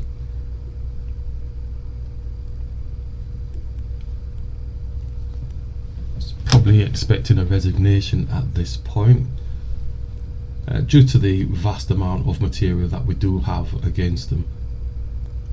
Would I continue as white playing this? I probably would, because I'd be saying to myself, okay, they've got all this material, but are their pieces working together? And yes, they've resigned.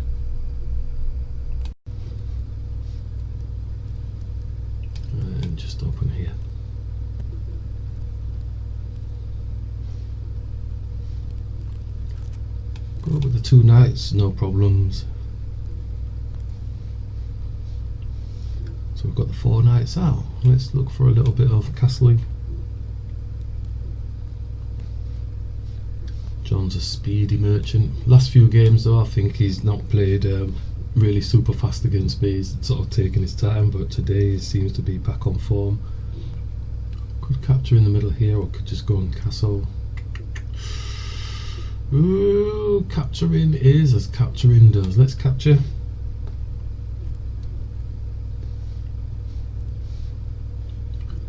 King safety. Yep, super speed, super speed. Got to protect my knight because he's going to push the pawn down. Super speed. Just bring my bishop out, get it off the back.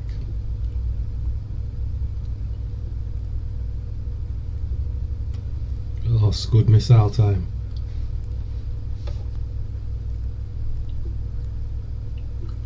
Scud missile, let's block it.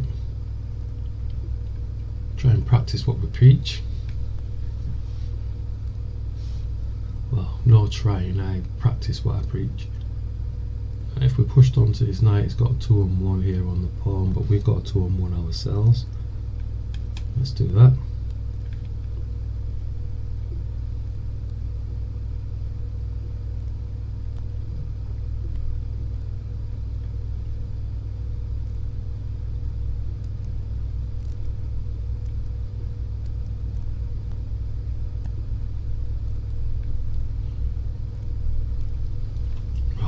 Thinking at last. Good, so we can keep pushing through the centre here. Try and get rid of this pawn. It's probably going to drop actually on the knight. Just bring the knight back, attacking the pawn. Free up the bishop. I don't think he's going to take, I think he's going to move it now. Could go there as well.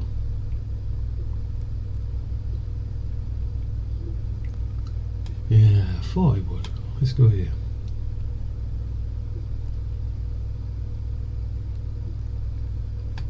Got bishop attacking here.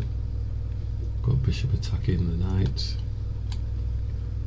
there's a whole range of stuff going on. Let's go here.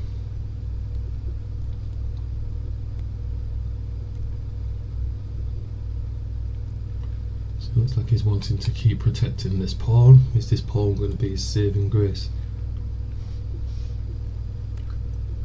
Let's just see if we can get rid of it.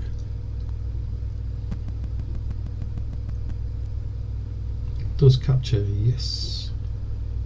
So we can take with the queen or take with the knight. Is the knight going to be functional? Take with the knight. Save the queen. That's what the knights are for. Knights fight the fight first, don't they? We can bring the knight back, attacking the queen and the bishop. That makes sense. Nice fork.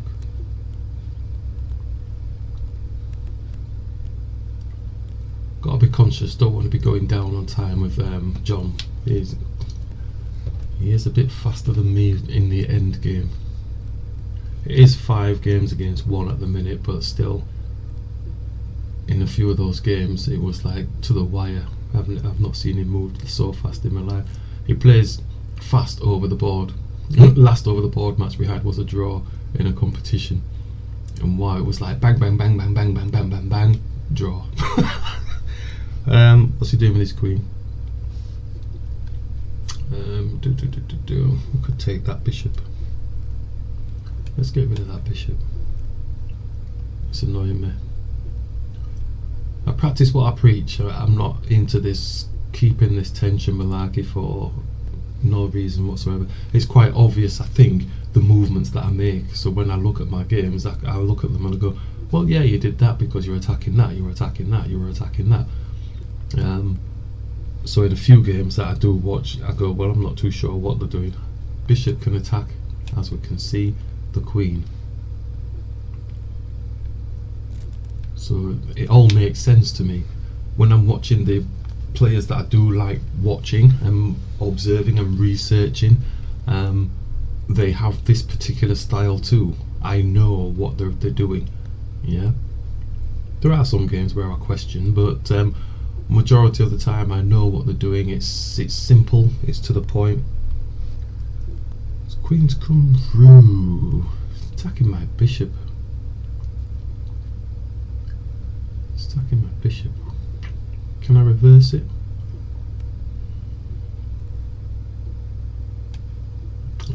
Bring the queen here. Queen's attacking this pawn. Get a discover check with the rook. Yeah, get a discover check with the rook. That makes sense. You know we're working on the discover checks. We do like that form. It's blocking off the attack on the pawn here, as you can see. Our white square bishop can go anywhere really, but it's got nothing to actually...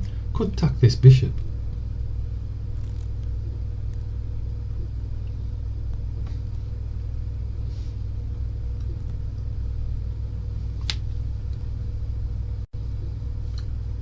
Could attack the bishop. If it attacks the bishop, bishop takes, and then the rook takes the queen. Is there something wrong with that?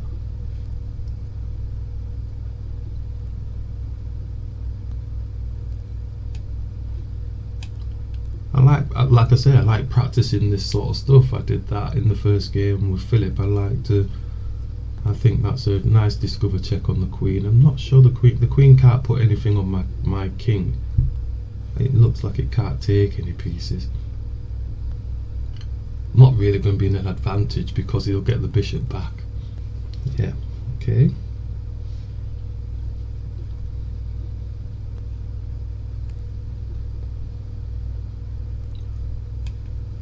Just grab the bishop.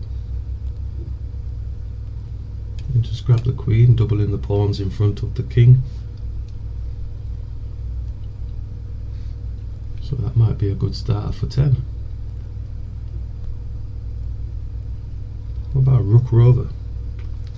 Don't know if the rook rover is going to work though, because we've got a dark squared bishop. Could go up and attack this pawn on the back here.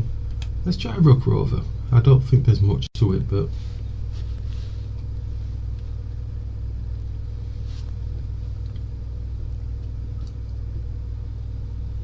five minutes, not to dilly dally. Oh, he's looking to exchange off.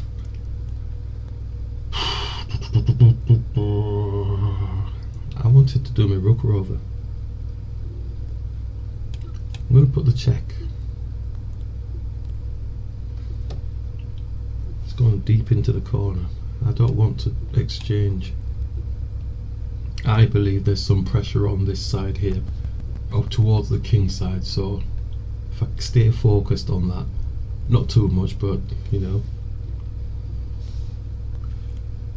And his rook can come down, put a check on, but we're pretty safe. Let's take here.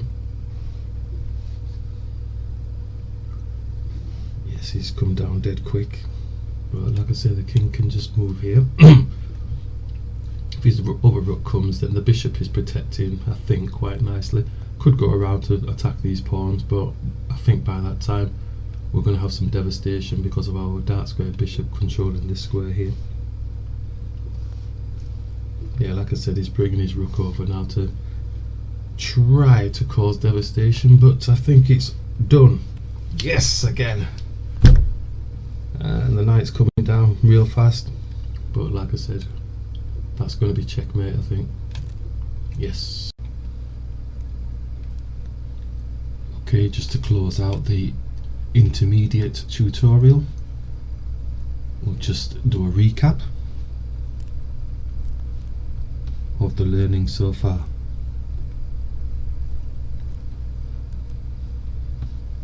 So before we think about jumping onto the advanced level, let's have a look back at the beginner level. When we first started on the beginner tutorial, it was take a piece, yeah, where it's given to you. This last video I'm just going to show a little bit of tension. So I'm going to bring the knight here now, supporting the pawn.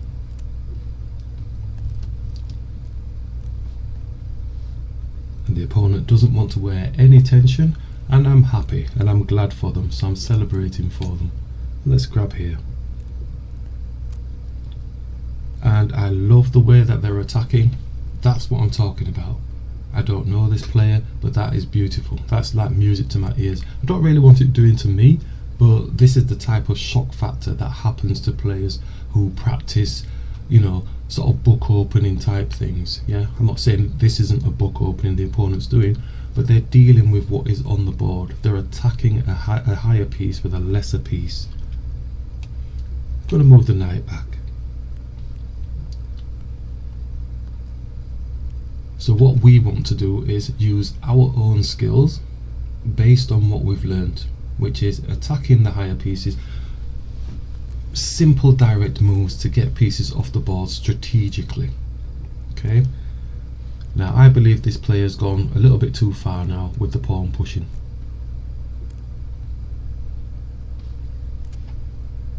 Because we want to open our dark square bishop, but as you've seen in the previous games, we like to push onto this pawn that's opposite the queen, because we want to basically get the exchange of the queens, so that then their king doesn't get to castle, we get the 20 pointer. So he's not playing that game.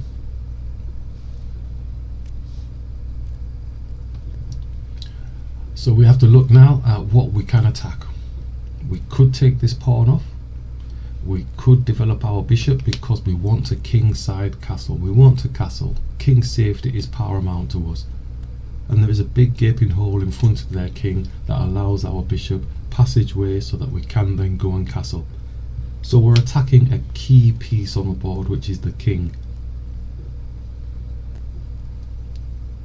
Keeping the tension in the center here.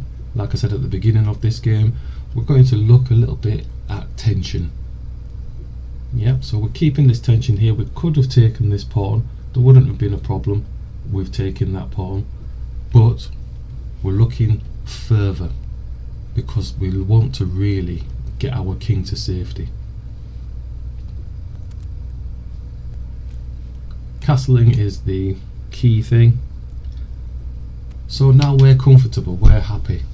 So our opponent now has got to be thinking, how do I get my king safe?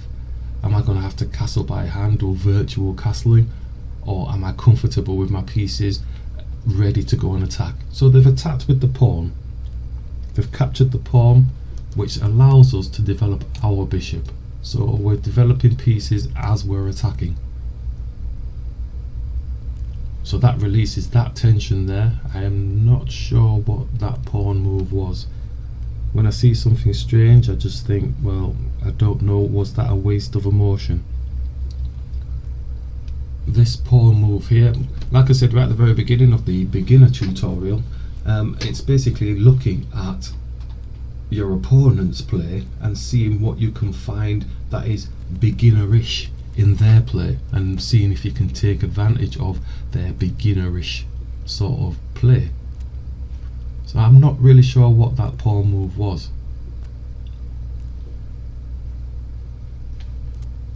This pawn's weak. Got a 2-on-1 there. He's got his bishop here. Smaller piece attacking a higher piece, keeping it simple now, not getting carried away just because I have done those major attacks. And he's just taken the knight off the board. That allows our queen to come to this spot here to attack this pawn here. Let's just develop that. So as this is the final one for the interim, it is a nice lead in towards the advanced tutorial that will be coming out shortly. And as usual, there's going to be no surprises in the advanced, so long as you've picked up the concept, the one concept, the one objective, yeah, from the beginner through to the interim, and you're actually practicing it and basically, you know, applying it in your games, trying to apply it, constantly trying to apply it. Yes, still look at all the other learning things, you know, going on, you know, looking at the purist side of things, but there's no harm in actually looking at something a little bit unconventional but effective.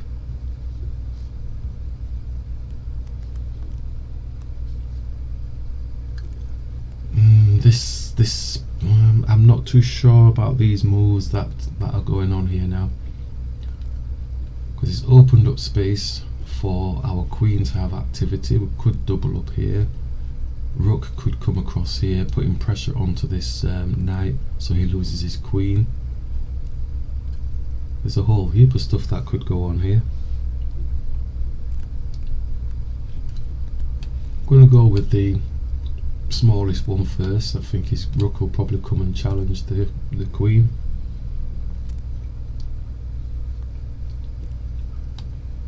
But we do have a little space here just to attack the king, but you know, knight can block, bishop can block, queen can block, so there's no big shakes really.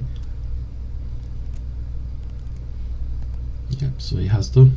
So we'll do that, follow that track. I don't know what move he's going to do next, but I've just moved one move ahead, one move at a time. Yeah, so that one move, I'm looking at what's the dangers after that one move in a small way, that's all, nothing big. So yes, so he's gone with the option of going for the queen exchange.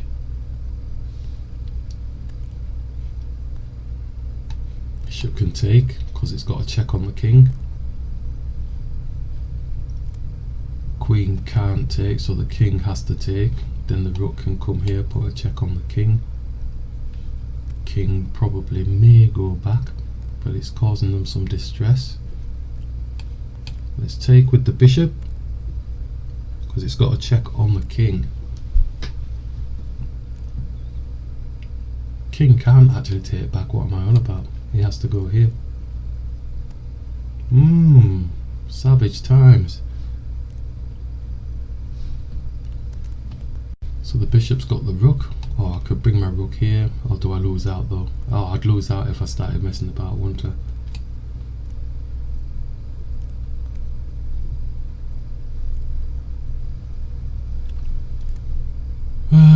If I went there, big queen probably takes my queen.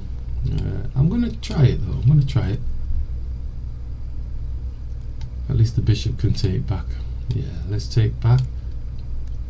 Could still take the rook with the bishop. So that's a lot of pressure right at the start of the game. Don't overthink it, just simple capture.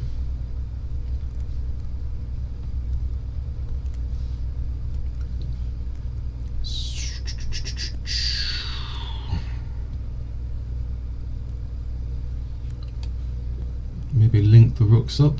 White square bishop's looking a little bit, there's no real, you know, no accesses. So got to think just simple, maybe rooks here, rooks there, nice and simple. So we did nothing fancy at all within this game, all simple stuff, simple attacks. And fingers crossed we've got to a better position, because currently they're blocked in, so they're now going to do the cornered cat thing and come out scratching. So the knight can jump here, it can jump there to attack the bishop.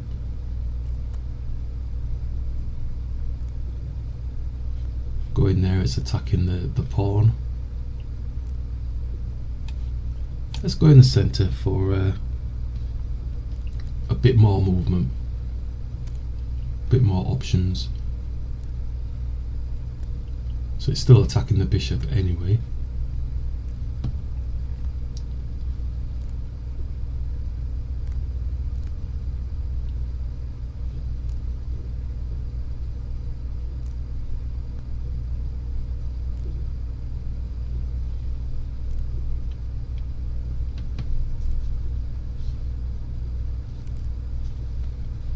Going for an exchange.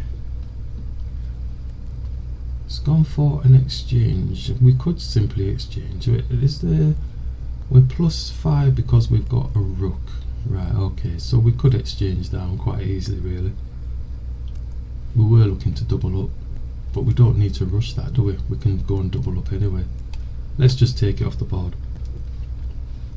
What's all the talking about? We can get caught in these situations, can't we? overthinking a situation. We did want to double up. The simpler the better, just keep it nice and straightforward. Okay, I'm now looking at what the opponent can actually do. And his knight is not going to cause us any trouble just yet. Have a plan, stick with the plan until the opponent tells you otherwise. Simple as that. That's what we're doing now. We're sticking with the doubling with the rooks until such time as there's a question mark from the opponent. Simple direct moves to remove pieces from the board strategically and work towards checkmate if you can. If not, just take the pieces off the board.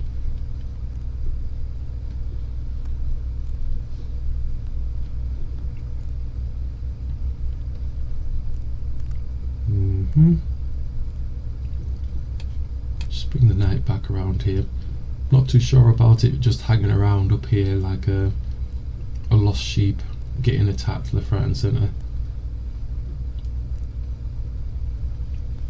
Okay, so we've got the check on the king here, just to start the ball rolling.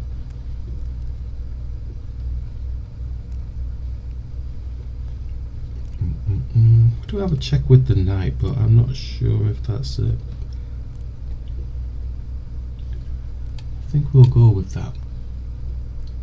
Maybe then push the pawn up just to support it, so we can condense the king into this area.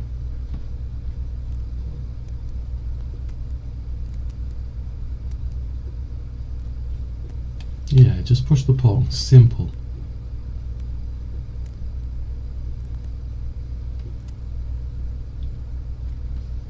So with that move, I believe, is he crunching himself in?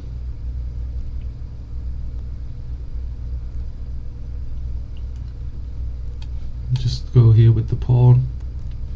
I suppose he can try and hide in this corner here, so it's fairly safe. So we might be giving him a little bit of a castle. Just bring the rook across.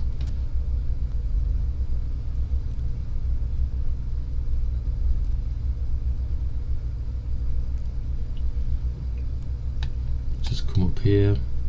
Yep, so nicely just blocking off the escape hatch, and then the knight, I think, is probably going to do the rest. Just come around here, maybe get the rook across, that sort of situation. Unless, of course, the opponent wants to block that access point, which he hasn't just yet. Knight blocker. Don't you just hate the knight blockers?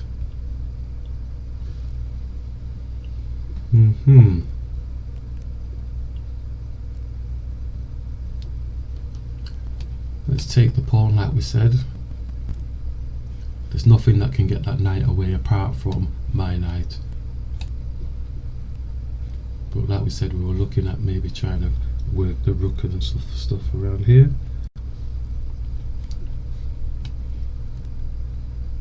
We've got stuff here. There's always an urgency to go for a checkmate, but don't see it at the minute. I've given them a little bit of a castle here. Could come across just to attack this pawn, couldn't we?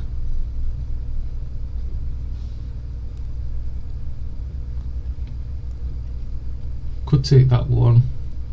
I'm more inclined to come here just to see what happens.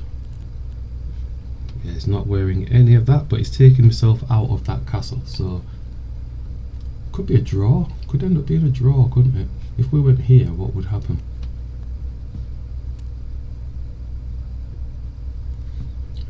Yeah, it comes down to, yeah, let's go back here for now. Just for now.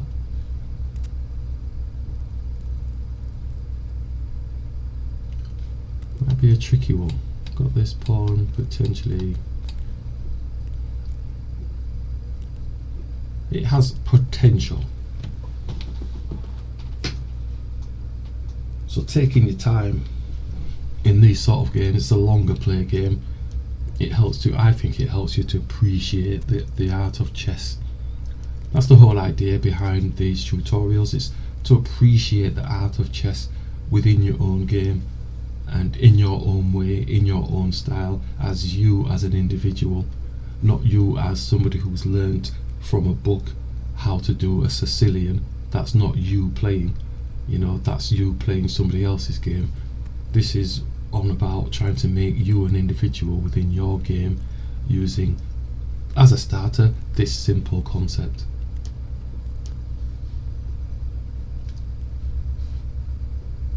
So his rook has come to defend his king.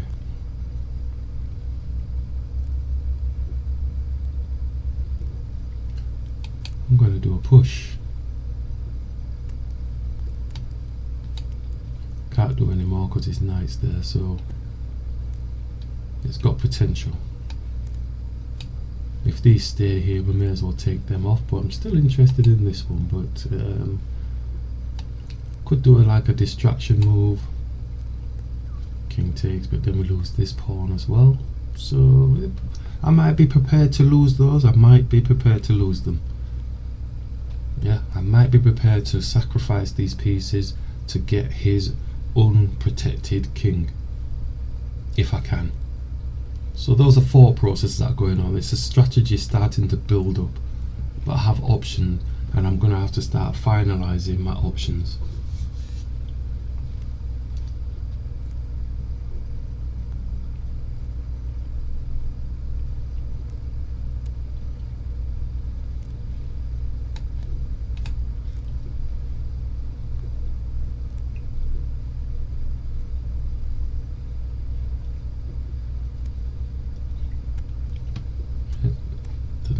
Has gone in, attacking the rook.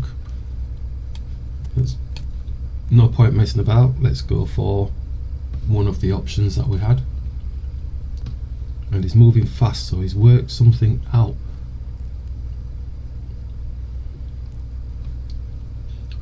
He's worked something out.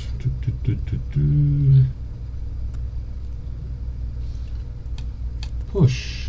That was one of my options.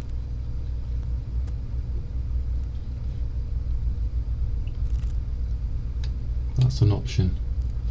His king is so... oh, that's an option.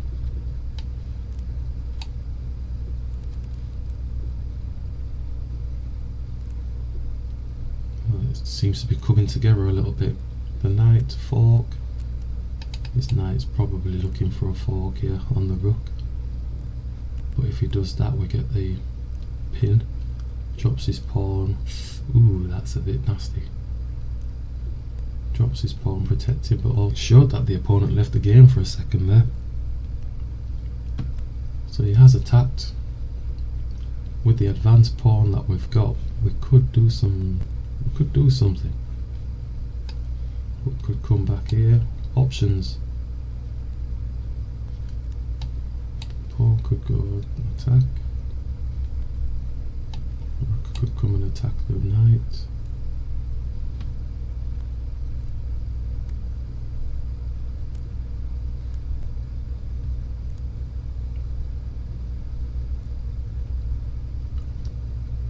Options. This one gets the pawn advanced up the board, and I don't think the knight can stop it, can it? Rook here with a check on his king. If the rook takes, the pawn takes, and then the knight is going to try its best to... or if it does that, the knight takes it. Yeah, so it's more advanced up the board, is this pawn. If we went with this line, work it through. Rook takes. The rook doesn't have to take though, the king could just move out of the way. But if he does, then we just take the rook for free. So the rook takes, the pawn takes, the knight is not going to go there because he's thinking the rook's going to take, because the rook would. The only place it can go to is here. Our knight takes, the king takes, and then the pawn gets promoted. Yep, okay. Let's do that. Check.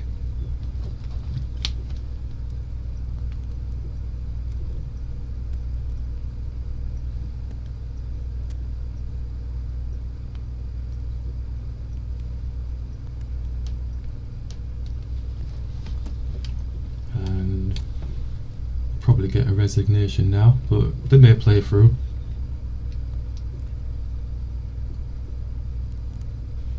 Just taking the rook. You know what? Didn't even come into the equation, did it? Queen putting a check on the king at all. Didn't even think of that. So there's no stalemate type things because he's got all these pawns here. So now he's making me think. He's making me have to work. He's coming down for the pawn. Do I want to be greedy?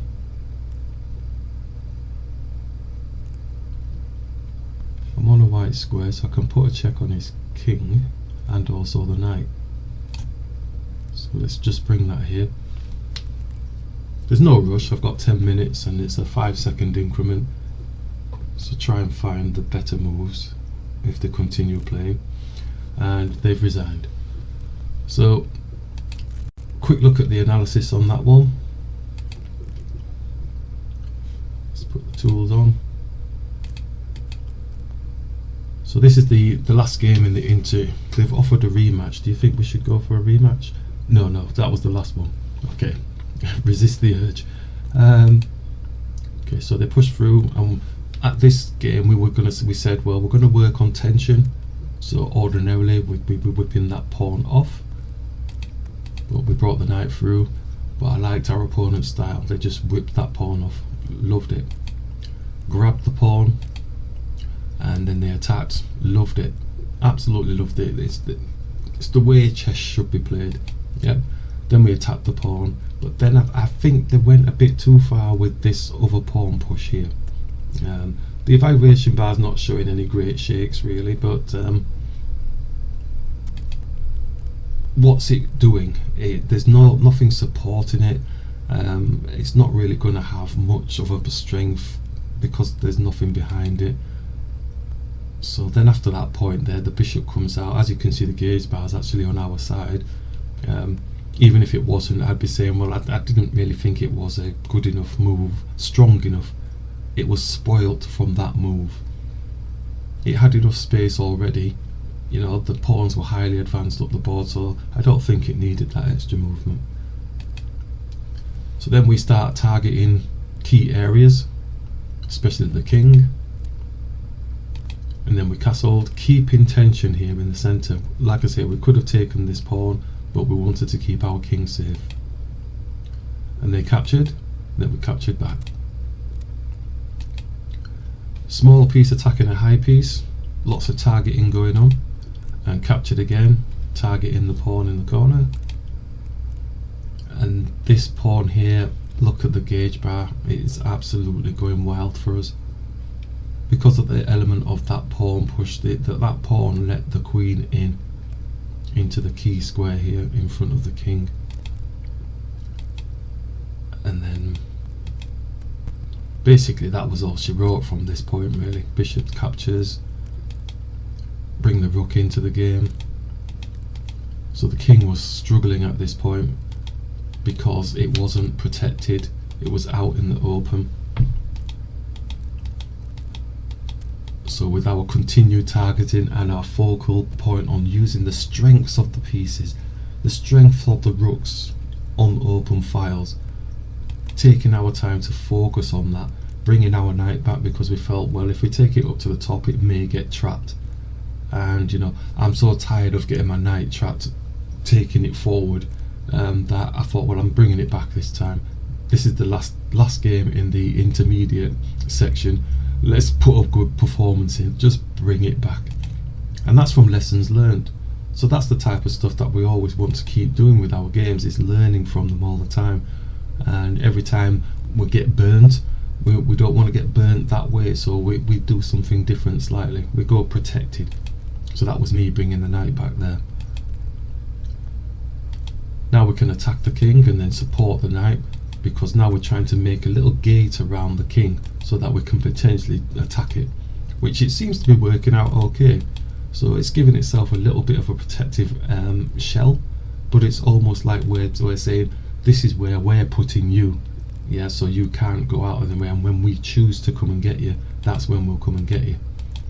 So we started to do our dance around the king, and this pawn, the c pawn, is very devilish in its little sneaky moves up.